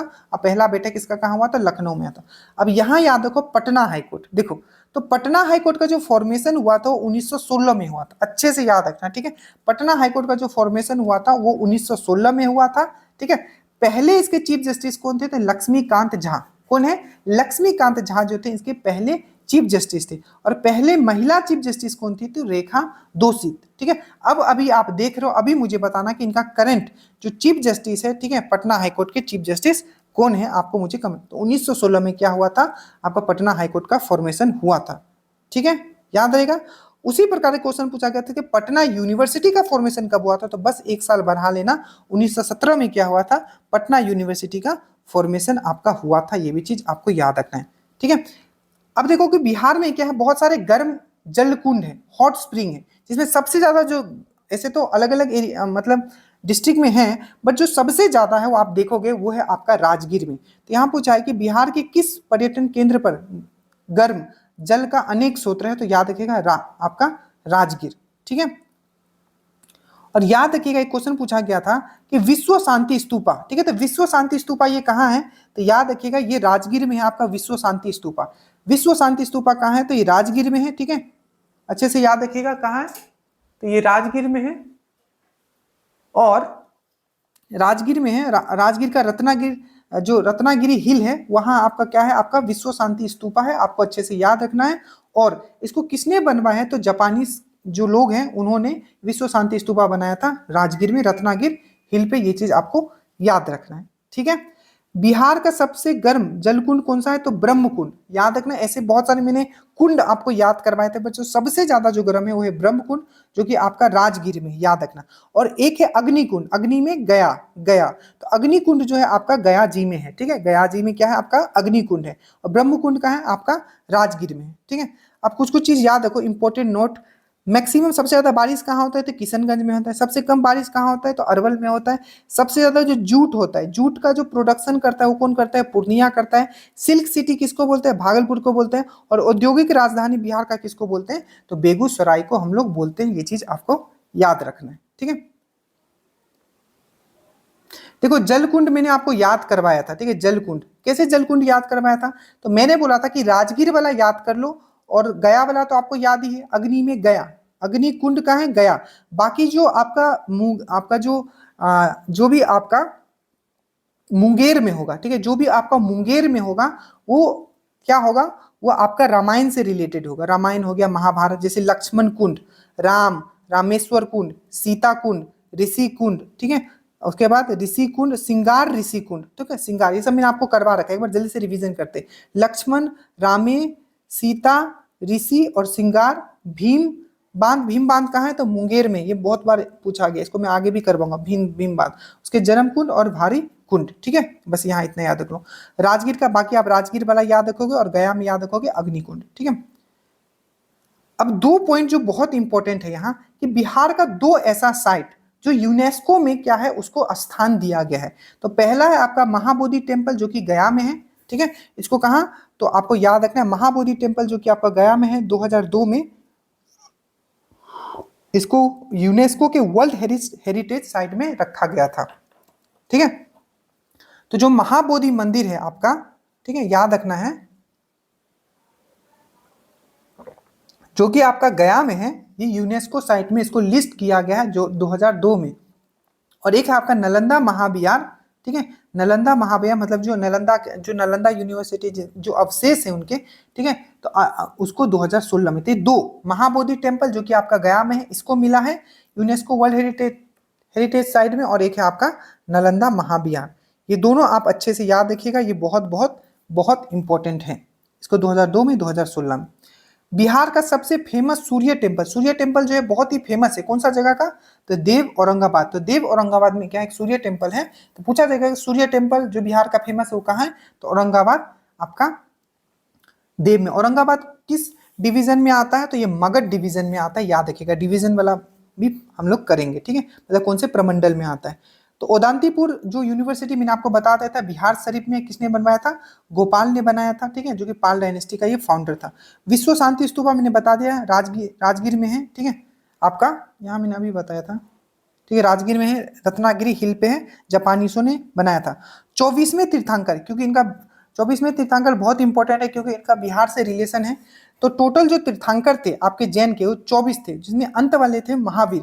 इनका जन्म जो हुआ था कुंडग्राम में हुआ था, ठीक है, 540 बीसी में, और इनका जो देहांत जो हुआ था ये पावापुरी में हुआ था 468। तो दोनों याद रखना, ये पूछा गया है। तो इनका जन्म कहाँ हुआ? कुंडग्राम 1540 बीसी, और इनका जो जो देहांत हुआ था वो कहाँ हुआ था? पावापुरी 468 बीसी। ये दोनों पॉइंट आ चुका है आपके एग्जाम में, ठीक है। एक विष्णुपद मंदिर आपने सुना होगा। विष्णुपद मंदिर इसलिए इंपॉर्टेंट है क्योंकि ये विष्णुपद वही मंदिर है जो कि आपका, ठीक है, जहां लोग क्या होते हैं आपका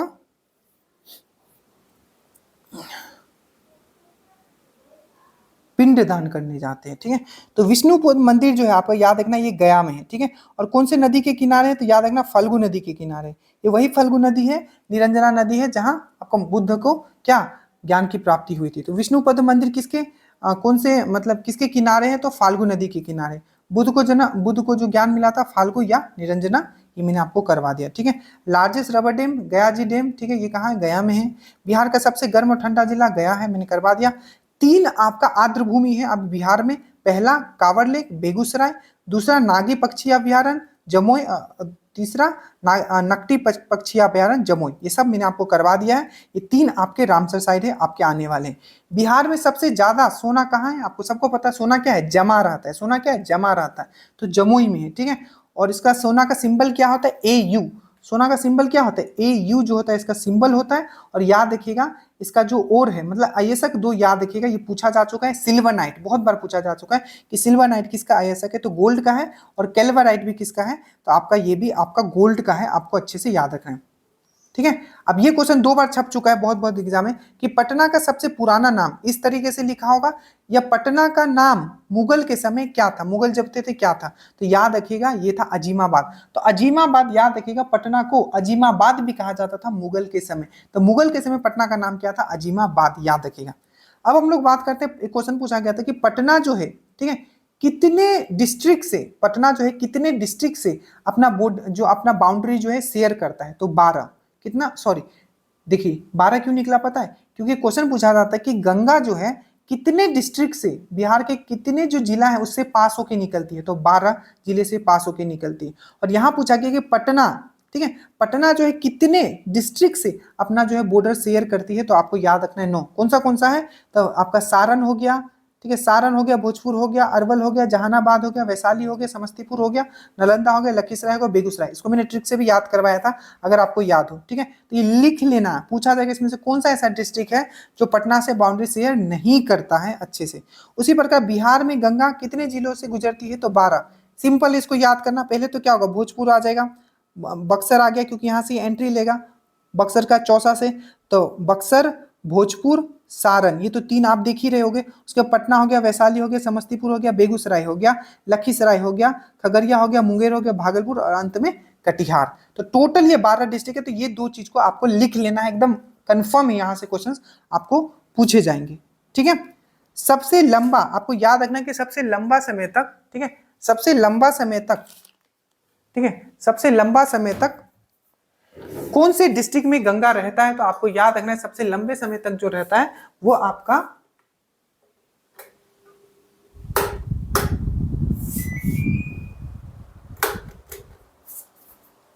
तो सबसे लंबे समय तक कौन से डिस्ट्रिक्ट में रहता है? तो आपको याद रखना गंगा जो सबसे लंबे समय तक रहता है वो रहता है आपका किसमें? तो पटना में ही सबसे लंबे समय तक रहता है, ये चीज याद रखना। तो ये 2 पॉइंट से क्वेश्चंस आपके आए हुए हैं जो मैंने आपको यहां लिखा है, ठीक है।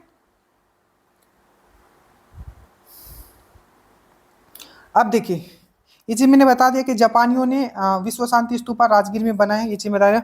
बोध गया में महाबोधि टेम्पल बनाया गया है जहां गौतम बुद्ध को ज्ञान की प्राप्ति हो। मैंने बताया कि बोध गया, ठीक है, बोध गया में आपका महाबोधि टेम्पल जो है, जिसको आपको यूनेस्को साइट में भी रखा गया है, वो क्यों बनाया गया, तो वहां जहां बोध को ज्ञान की प्राप्ति हुई थी। ये चीज आपको याद रखना है, ठीक है।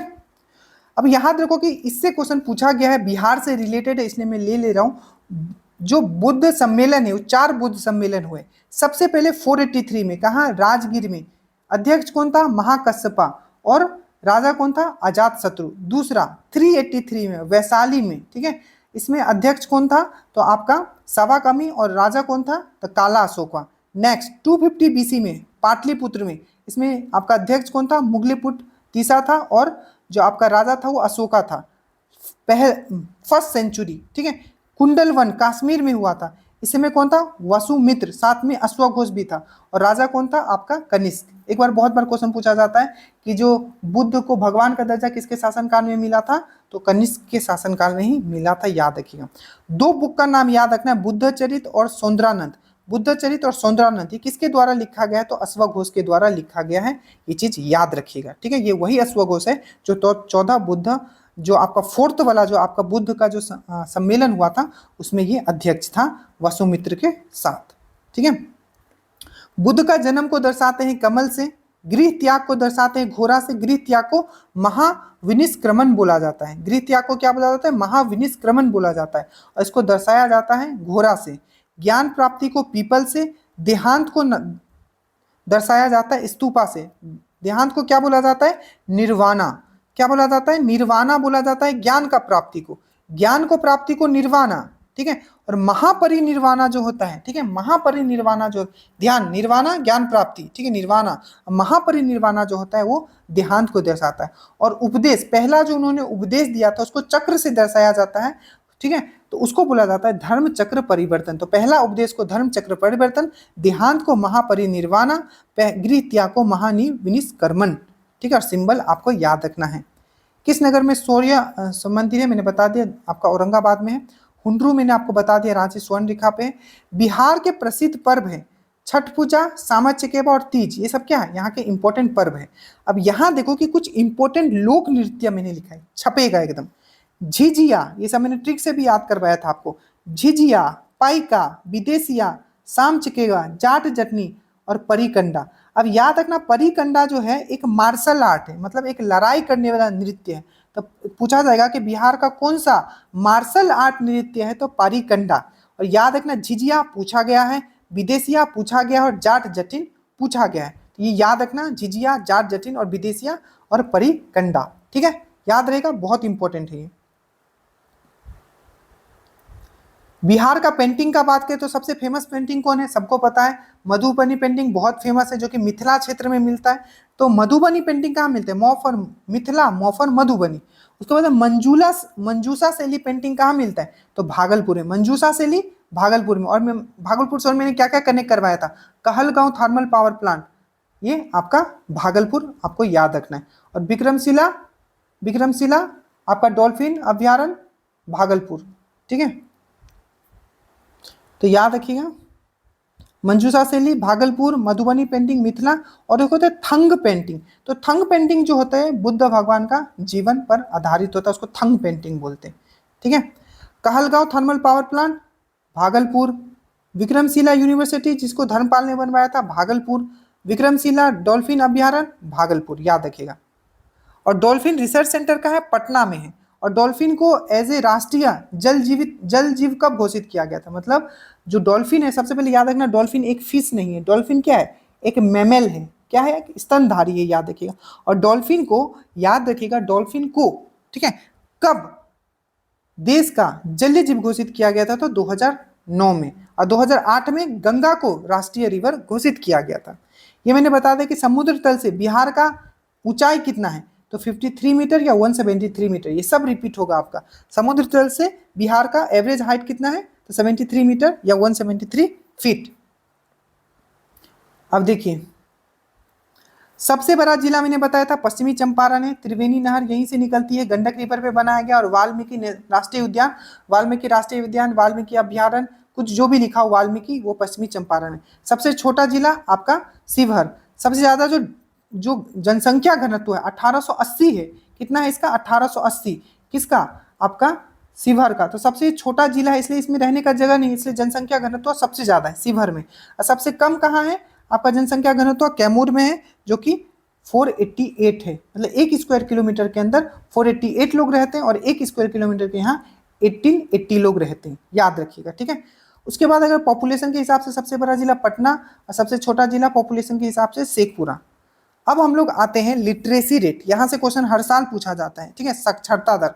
तो अगर बिहार का साक्षरता दर देखते हैं 2011 के हिसाब से, यानी क्या वाला 2011 के हिसाब से अगर हम लोग इसका साक्षरता दर देखते हैं, ठीक है, तो बिहार का जो पूरा साक्षरता दर था वो 61.8। अब कैसे याद रखा है? देखिए 61.8 है एवरेज पूरा का पूरा।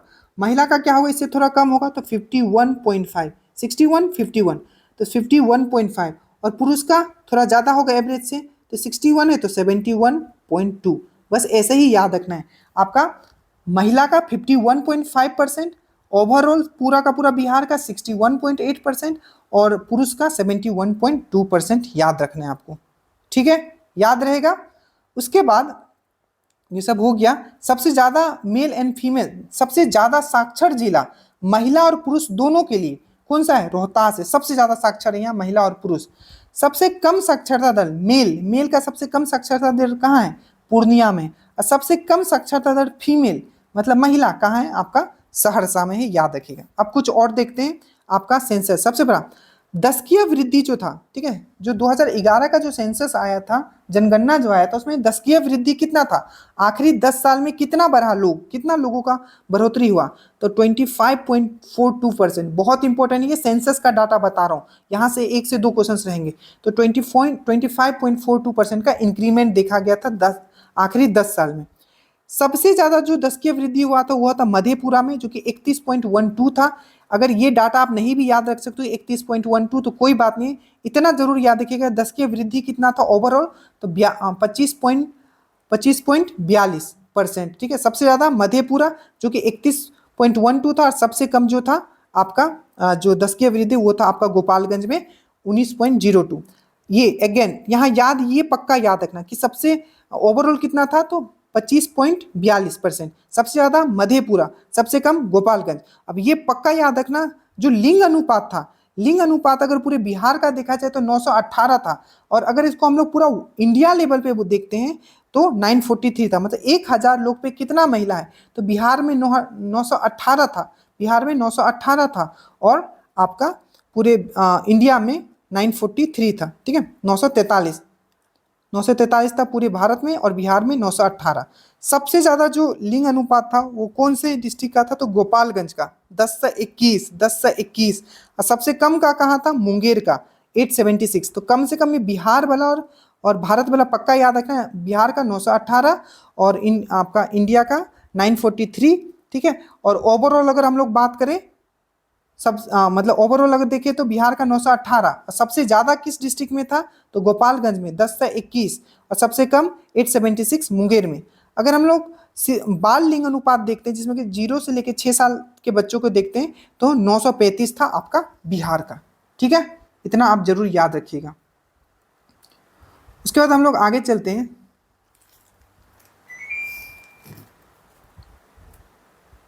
सेक्स रेशियो मैंने आपको बता दिया। सेक्स रेशियो सबसे ज्यादा कहाँ का था? ये देखिए, ये 10 से 21 हो गया, यहाँ 10 से 15 लिखा हुआ है, ठीक है। तो सबसे ज्यादा जो सेक्स रेशियो था कहाँ था? आपका गोपालगंज का था, 10 से 21 था, ठीक है। और सबसे कम का कहाँ था? मुंगेर का 879, ठीक, 876 यहाँ लिखा हुआ है, फिर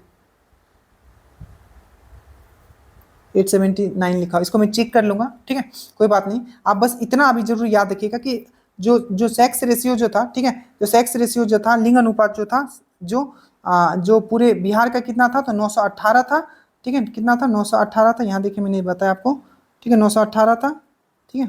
और शिशु लिंग अनुपात कितना था? 935 था। सबसे ज्यादा जो सेक्स रेशियो था कहाँ था? गोपालगंज का था, और सबसे कम जो था वो मुंगेर का था। सबसे कम जो था वो मुंगेर का था, याद रखिएगा। बिहार का पूरा एरिया कितना है? 94,163 स्क्वायर किलोमीटर। गोपालगंज का ना ये 10 से 21 ही था। एक बार मैं चेक करके नीचे चेक कर दूंगा, ठीक है। बिहार का पूरा एरिया 94,163 स्क्वायर किलोमीटर, जो कि पूरे भारत का 2.86% है। और पॉपुलेशन के हिसाब से बिहार का पॉपुलेशन तीसरे नंबर पे आता है, जो कि 8.6% है पूरे भारत का। ठीक है, ये कैमूर वाला मैंने बताया था। कैमूर और रोहतास जो है ये विंध्या श्रेणी का भाग है, जो चूना पत्थर मिलता है। चूना पत्थर का फॉर्मूला क्या होता है? Calcium carbonate. कैल्शियम कार्बोनेट, चूना पत्थर बोलो, इसको चौक बोलो, ठीक है। और इसे सीमेंट फैक्ट्री में ये काम आता है, याद रखिएगा, ठीक है। लंबाई मैंने बता दिया 345 किलोमीटर, चौड़ाई है 483 किलोमीटर, ठीक है। एरिया के अकॉर्डिंग अभी एरिया के अकॉर्डिंग रैंक है इसका 12वां। याद रखिएगा, एरिया के हिसाब से देखें तो 12वें नंबर पे आता है, पॉपुलेशन के हिसाब से देखें तो तीसरे नंबर पे आता है, जनसंख्या घनत्व के हिसाब से देखें तो पहले नंबर। जनसंख्या घनत्व के हिसाब से 1106 सबसे ज़्यादा है, ठीक है। याद रखिएगा 1106 सबसे ज़्यादा है, तो टॉप पे। और अगर देखेंगे कि हम लोग अगर जनसंख्या के हिसाब से अगर देखेंगे तो ये तीसरे नंबर पे आता है। कितना था? 10 करोड़ 40 लाख के अराउंड आपका इसका पॉपुलेशन था। और एरिया के हिसाब देखिए तो 12वें नंबर पे आता है, याद रखिएगा। उसके बाद देखिए पटना का जो गोलघर है, क्या है? पटना का जो गोलघर है ये किसके समय में निर्माण किया गया था? तो याद रखिएगा कॉर्नवालिस के समय में। कॉर्नवालिस गवर्नर कौन था उस समय जो पटना का गोलघर निर्माण किया गया था? तो कॉर्नवालिस था। 1786 में, अराउंड 1786 में किया गया था, ठीक है। देखिए तो कॉर्नवालिस के समय में क्या, कुछ कुछ और याद रखो जो आपको डेट रिलेटेड पूछा है। पहला पूछा था कि बिहार में पहला क्वेश्चन पूछा गया है, आपको आप सर्च करके देख लेना, बहुत बड़ा क्वेश्चन पूछा गया है। क्या पूछा गया है? In which year the first president rule in Bihar? तो आप क्या बोलोगे? तो पहला जो प्रेसिडेंट रूल जो लगा था, ठीक है, ये आज़ादी से भी आई थिंक आज़ादी 1950 सबसे पहला 1968 में लगा था, ठीक है। उसके बाद 1951 में लगा था।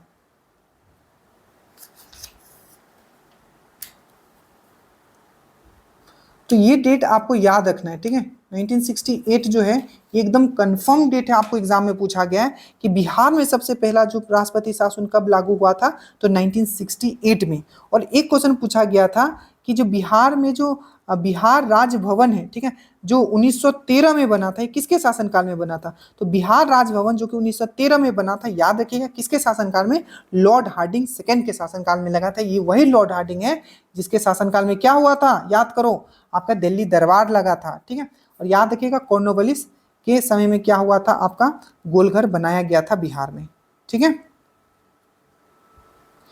अगर हम लोग बात करें लॉर्ड हेस्टिंग का, अगर बात करें, यहाँ लॉर्ड हेस्टिंग भी दिया है। तो पहला एंग्लो सिख वार जो हुआ था, देखो जल्दी जल्दी देखते हैं इसे, कुछ कुछ क्वेश्चन जो आपके बने हैं आपके ही बिहार वाले एग्जाम में। सबसे पहले लॉर्ड हार्डिंग का बात करते हैं। पहला ये लॉर्ड हार्डिंग प्रथम है, और ये लॉर्ड उससे पहले हमने जो बात किया था ये लॉर्ड हार्डिंग सेकेंड है। बिहार राजभवन जो बना था लॉर्ड हार्डिंग सेकेंड के समय बना था, और लॉर्ड हार्डिंग फर्स्ट 1844 से लेकर 48। नरवली प्रथा जो है किसके समय खत्म कर दिया गया? लॉर्ड हार्डिंग प्रथम। पहलो एंग्लो सिख वार जो हुआ था किसके समय में? और 1845 से 46 तक लॉर्ड हार्डिंग प्रथम। और इसी के समय ट्रीटी ऑफ लाहौर भी साइन हुआ था, जिससे फर्स्ट एंग्लो सिख वार खत्म हुआ था। दूसरा आपको यहाँ है डालहौजी दिया हुआ है। तो 1848 से लेकर 1856 तक इसका समय काल था डालहौजी का। पीडब्ल्यूडी पब्लिक वर्क डिपार्टमेंट जो है इसने ही स्टार्ट करवाया था। आपका हड़प नीति डॉक्ट्रिन ऑफ लैप्स इसने ही स्टार्ट करवाया था। और सेकेंड एंग्लो सिख वार 1848 से 49, पहला इसके समय में, दूसरा इसके समय में। और ये जो हुआ था बैटल ऑफ चिलियावाला भी इसी के समय में हुआ था। ऑलरेडी आपके दरोगा में पूछा जा चुका है कि बैटल ऑफ चिलियावाला कब हुआ था? 1849 में। और पंजाब को ब्रिटिश साम्राज्य में मिला लिया गया था 1849 के बाद ही। किसके द्वारा? डलहौजी के द्वारा। ये सब आपको याद रखना है। कॉर्नवालिस का अगर हम लोग बात करें तो 1786 से 93 इसका समय काल था। सबसे फेमस जो स्थायी बंदोबस्त जो लाया गया था ये इनके द्वारा ही लाया गया था। उत्तर भारत में स्थायी बंदोबस्त जो लाया गया था, जमींदारी बंदोबस्त हो गया, स्थायी बंदोबस्त हो गया, सूर्यास्त कानून हो गया, ये सब एक ही चीज का नाम है। तो आपका स्थायी बंदोबस्त 1793 में कॉर्नवालिस के। सिविल सेवा के जनक और पुलिस सेवा के जनक, भारत में सिविल सेवा के जनक और पुलिस सेवा के जनक कॉर्नवालिस को ही जाना जाता है। वेरेन हास्टिंग आपको पता है, ये भारत, ये आपके बंगाल के, ठीक है, बंगाल के पहले गवर्नर जनरल बने थे। क्या बने थे? बंगाल के पहले गवर्नर जनरल में थे। जनरल ऑफ बंगाल या गवर्नर जनरल, बिहार के बंगाल के पहले गवर्नर जनरल कौन बने थे? वेरेन हास्टिंग। इनका समय काल था 1772 से लेकर 1785। इनके ही समय में क्या हुआ था? Asiatic society of India form किया गया था 1784 में विलियम जोन्स के द्वारा, ठीक है, अच्छे से याद रखिएगा, विलियम जोन्स, ठीक है, ये वही विलियम जोन्स है जिसने शकुंतला को हिंदी में इंग्लिश में कन्वर्ट किया था, ये वही विलियम जोन्स है, याद रखिएगा। इसी के समय में, वैरेन हास्टिंग के समय में रेगुलेटिंग एक्ट आया था, और यही रेगुलेटिंग एक्ट के अंदर, रेगुलेटिंग एक्ट कब आया, 1773 में आया। इसके अंदर दो चीज याद रखना है। पहला तो सुप्रीम कोर्ट फॉर्म हुआ कहाँ, आपका बंगाल में सुप्रीम कोर्ट फॉर्म हुआ 1774 में, जिसके चीफ जस्टिस बनते हैं एलिजा एम्पे। कौन बनते हैं, एलिजा एम्पे इसके चीफ जस्टिस बनते हैं, ये चीज याद रखना है। और दूसरा चीज जो होता है रेगुलेटिंग एक्ट के थ्रू 1773 का, ये होता है कि जो पहले क्या था कि गवर्नर ऑफ बंगाल बोला जाता था, बट इस एक्ट के आने के बाद क्या बोला जाने लगा कि गवर्नर जनरल ऑफ बंगाल बोला जाने लगा, जो कि पहले कौन बने थे, वैरेन हास्टिंग। तो ये सब चीज याद रखना है क्योंकि ये सब पूछा गया। अब कुछ और बेसिक फैक्ट्स हम लोग देखेंगे।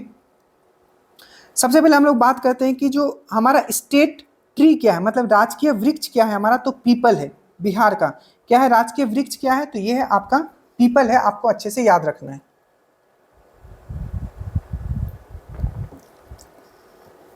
उसके बाद राक्षीय मतलब स्टेट बर्ड क्या है, राज्य पक्षी क्या है, तो गोरैया है। क्या है आपका, गोरैया है, डेट मीन्स स्पैरो है, ठीक है। और राजकीय चिन्ह क्या है, राजकीय चिन्ह क्या है, तो ये वाला हमारा राजकीय चिन्ह है, जिसमें कि दो तरफ से क्या है आपका स्वास्तिक चिन्ह, और बीच में क्या है आपका एक बोधि वृक्ष है। तो दो स्वास्तिक चिन्ह के मध्य बोधि वृक्ष, ये क्या है हमारा स्टेट सिंबल है या राजकीय प्रतीक या चिन्ह है। हमारा स्टेट फ्लावर क्या है, तो गेंदा है। राजकीय पुष्प क्या है, तो गेंदा है। स्टेट एनिमल क्या है, तो वो बैल है, मतलब राजकीय पशु क्या है, तो बैल है। और हमारा मतलब स्टेट, ये छोड़ दो, हम पूछ लेगा कि राष्ट्रीय मतलब राजकीय मछली कौन सा है, तो मांगुर है, ठीक है।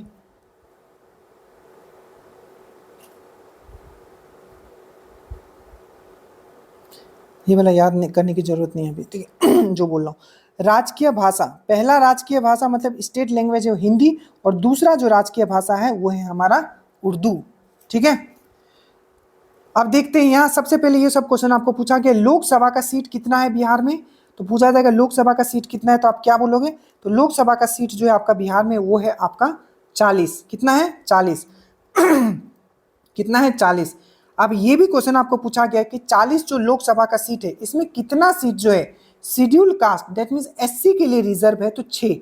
ये ऑलरेडी पूछा जा चुका है आपका सॉरी बीपीएससी का एक एग्जाम में ऑलरेडी आपको पूछा जा चुका है कि जो 40 सीट है इसमें कितना सीट है जो एससी के लिए रिजर्व है, तो आपको याद रखना है 6 सीट है। अब ये पूछा तो नहीं जाएगा आपका, आई थिंक आपका बिहार पुलिस में, बट आपका बीपीएससी में पूछा जा सकता है कि वो 6 कौन सा है। तो इसका सिंपल मैंने एक ट्रिक बनाया था, G2S2JH। G2 मतलब G 2 बार, GS पढ़ते हो आप झारखंड के बारे में, ठीक है। तो G2S2 देखो G2S2JH। तो G मतलब गोपालगंज, G मतलब गया, ठीक है। तो G मतलब गोपालगंज, G मतलब गया, उसके मतलब S मतलब समस्तीपुर, और S मतलब और क्या होगा, सासाराम। फिर से J मतलब जमुई, और H मतलब हाजीपुर। तो इसी तरीके से याद रखना, GS पढ़ना है आपको झारखंड के बारे में। तो टोटल लोकसभा का सीट कितना है, 40 है। उसमें कितना सीट रिजर्व है एससी के लिए, तो 6 है। राज्यसभा का सीट कितना है, तो याद रखिएगा राज्यसभा में 16 सीट है, याद रखिएगा 16 सीट है राज्यसभा में बिहार से, और लोकसभा में 40, ये दोनों पूछा जा चुका है। बिहार विधानमंडल का बात करते हैं, मतलब बिहार स्टेट लेजिस्लेचर का हम लोग बात करते हैं, तो सबसे पहले याद रखिएगा बिहार जो है आपको पता है टोटल कितने ऐसे राज्य हैं, ठीक है, जिसमें मतलब क्या है आपका द्वि सदन है, दैट मीन बाई कैमरल है। बाई कैमरल मतलब क्या होता है, वहां आपका लेजिस्लेटिव असेंबली भी है, लेजिस्लेटिव काउंसिल भी है, दैट मीन्स विधानसभा भी है और विधान मंडल भी है। ऐसे 6 राज्य है, उसमें एक कौन है आपका बिहार भी है। तो विधानसभा का सबसे पहले बात करते हैं क्योंकि यही सबसे मोस्ट इंपॉर्टेंट होता है। तो विधानसभा दैट मीन्स लेजिस्लेटिव असेंबली में कितना सीट है, तो 243 सीट है, और लेजिस्लेटिव काउंसिल में कितना सीट है, तो 75 है। अब शुरू से बोलो, लोकसभा में कितना है, 40, राज्यसभा में कितना है, 16, विधानसभा में कितना है, 243, और विधान परिषद में कितना है, तो 75। याद रखना ये। अब देखो जैसे कि लोकसभा में 6 सीट रिजर्व है एससी के लिए, उसी प्रकार से जो 243 सीट है इसमें 40 सीट जो है रिजर्व है, ठीक है, रिजर्व है किसके लिए, तो 38 सीट तो रिजर्व है आपका एससी के लिए, और 2 सीट आपका रिजर्व है आपका एसटी के लिए। बस इसमें इतना ही आपको पूछा जाता है बार बार। अब हम लोग बात करते हैं कुछ इंपॉर्टेंट जो हमारे यहाँ झील है, लेक है, मतलब बिहार के कुछ इंपॉर्टेंट लेक, इसको मैंने ट्रिक से याद करवाया हुआ है। अब जल्दी से मैं आपको रिवीजन करवाता हूँ। सबसे पहला, सबसे इंपॉर्टेंट तो कांवर झील ही सबसे इंपॉर्टेंट है, क्योंकि ये पहला रामसर साइट भी था बिहार का, और ये मतलब पूरे एशिया का सबसे बड़ा मीठे पानी का गोकुर झील भी है, ऑक्सबो लेक भी है। तो मैंने कैसे याद करवाया था, कांवर, कांवर वाले लोग बेग लेके चलते हैं छोटा सा, तो कांवर झील जो है आपका कहाँ है, बेगूसराय में है। दूसरा है गोगा बिल, गोगा बिल या घोगा बिल, गोगा झील, गोगा बिल या गोगा झील, ठीक है, गोगा बिल भी आ सकता है या गोगा झील भी। तो गोगा झील को तो यहाँ है गोगा बिल या गोगा झील। तो देखो बिल में अगर हाथ डालोगे तो काट लेगा कुछ भी, तो कटिहार में। और याद रखिएगा बिहार का पहला सामुदायिक रिजर्व जो था वो यही था। तो गोगा बिला या गोगा झीला कटिहार।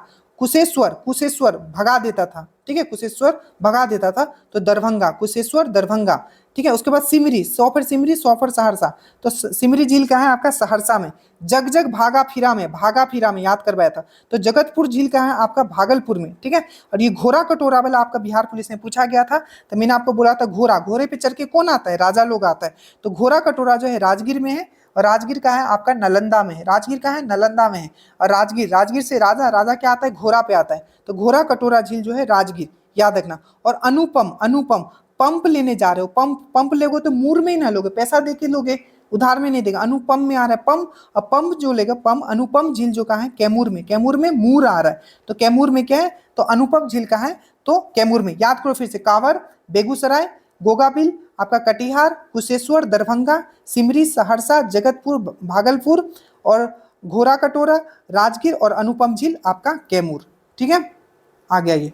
उसके बाद हम लोग देखते हैं वाइल्ड लाइफ सेंचुरी जो है आपका वन्य जीव अभ्यारण्य, हम लोग देखते हैं। क्या देखते हैं हम लोग, वन्य जीव अभ्यारण्य देखते हैं। अब देखिए वन्य जीव अभ्यारण्य का हम लोग बात करते हैं, ठीक है। तो सबसे पहले है बरेला झील, ठीक है, बड़ा बोलते ना, बड़ा है, बहुत ही बड़ा है, क्या विशाल है, विशाल है। तो बरेला में आ रहा है बड़ा, ठीक है, बड़ा आ रहा है, बड़ा है, बहुत ही बड़ा है, ठीक है। तो बरेला में बड़ा, ठीक है। तो बरेला झील इसको सलीम अली पक्षी अभ्यारण्य भी बोला जाता है। तो याद रखना बरेला झील कोई तो बड़ा है, ठीक है, तो बड़ा है तो विशाल है, बड़ा है, एकदम बड़ा है। तो बरेला झील सलीम अली पक्षी अभ्यारण्य आपका क्या है, आपका वैशाली में, ठीक है।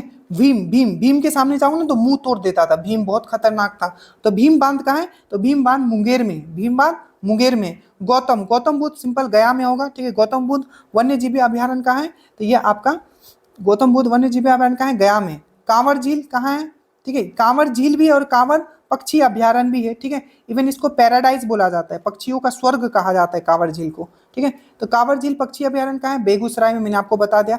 नागी और नकटी, नाग क्या होता है, एकदम जमा रहता है, तो नागी और नकटी आपका जो पक्षी अभ्यारण्य कहाँ है, तो जमुई में है। और पंत कहाँ है, राजगीर में है।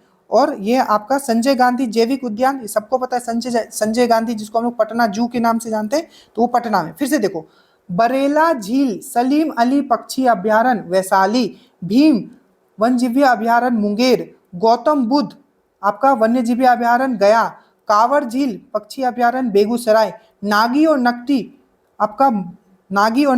आपका जो है आपका पक्षी अभ्यारण्य, जो कि अब रामसर साइड भी हो गया है, तो ये जमुई में। पंत राजगीर वन्यजीवी, संजय गांधी जैविक उद्यान पटना में है। उदय कहाँ से होता है, याद रखना, उदय हमेशा पूरब से होता था, पर अभी पश्चिम से हो रहा है। तो उदयपुर वन्य जीवी अभ्यारण्य आपका पश्चिमी चंपारण। और वाल्मीकि राष्ट्रीय उद्यान बोले, वाल्मीकि अभ्यारण्य बोले, या टाइगर रिजर्व बोले, वाल्मीकि, ये सब जो है आपका पश्चिमी चंपारण।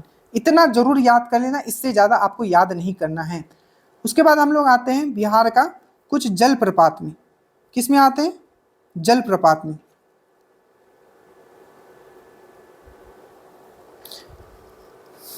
बिहार का अगर जलप्रपात का बात करें तो ककोलत, मैंने क्या वादा किया था, मैं कोको कोला पिलाऊंगा, तो ककोलत जलप्रपात वादा किया था, नवादा। तेलहर, तेल लेने जाओगे तो मूर पैसा ना दोगे, तो कैमूर, तेलहर कैमूर।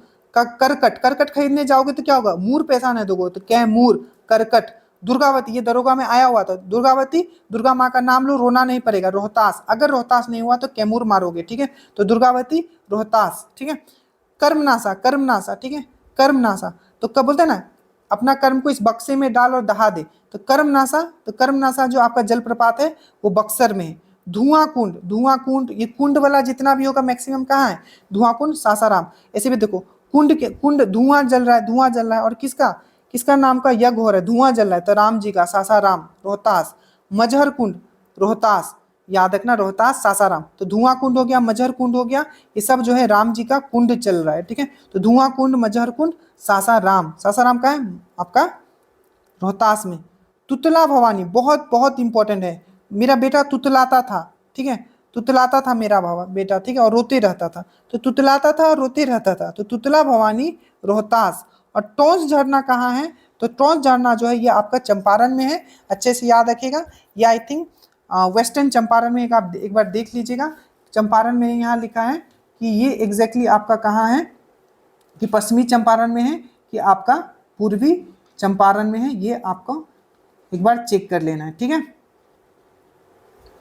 ये जो है आपका मैं लिख देता हूँ यहाँ, पश्चिमी चंपारण वेस्टर्न चंपारण में, ठीक है, याद रखना वेस्टर्न चंपारण में। तो टोंस जाना, तो ये था आपका कुछ ज्योग्राफी का, जहाँ से कन्फर्म है यहीं से आएगा, तो उसके लिए आप निश्चिंत रहें। इसके बाद है आपका बिहार का खनिज, ठीक है, और इसके बाद हम जो करेंगे बिहार का मैपिंग, ठीक है। तो नेक्स्ट वीडियो में मैं पूरा का पूरा कंफर्म कर दूंगा कि 3 घंटे में आपका पूरा का पूरा बिहार फिनिश। ये पार्ट 1 आप में कर देता हूँ क्योंकि लंबा होगा तो शायद आपको बोर लगे। इस वीडियो का आज आप कंप्लीट कर लो, नेक्स्ट वीडियो मैं कल आपको करवा दूंगा। और पूरा का पूरा आप देखोगे, पूरा का पूरा आपका जो बहुत ही सीक्वेंस वाइज में हमने आपका पूरा करवा दिया है। आपका देखोगे सब चीज़ आपका श्योर सिलेक्शन ग्रुप में नीचे लिंक डल जाएगा। बस इतना कंप्लीट कर लो, ये 75 टॉपिक आपका बेड़ा पार है। आप फिजिकल पे फोकस करो और सुबह हर दिन आप जाके एटलीस्ट 1 से 1.5 किलोमीटर हर किसी को दौड़ना है। जय हिंद।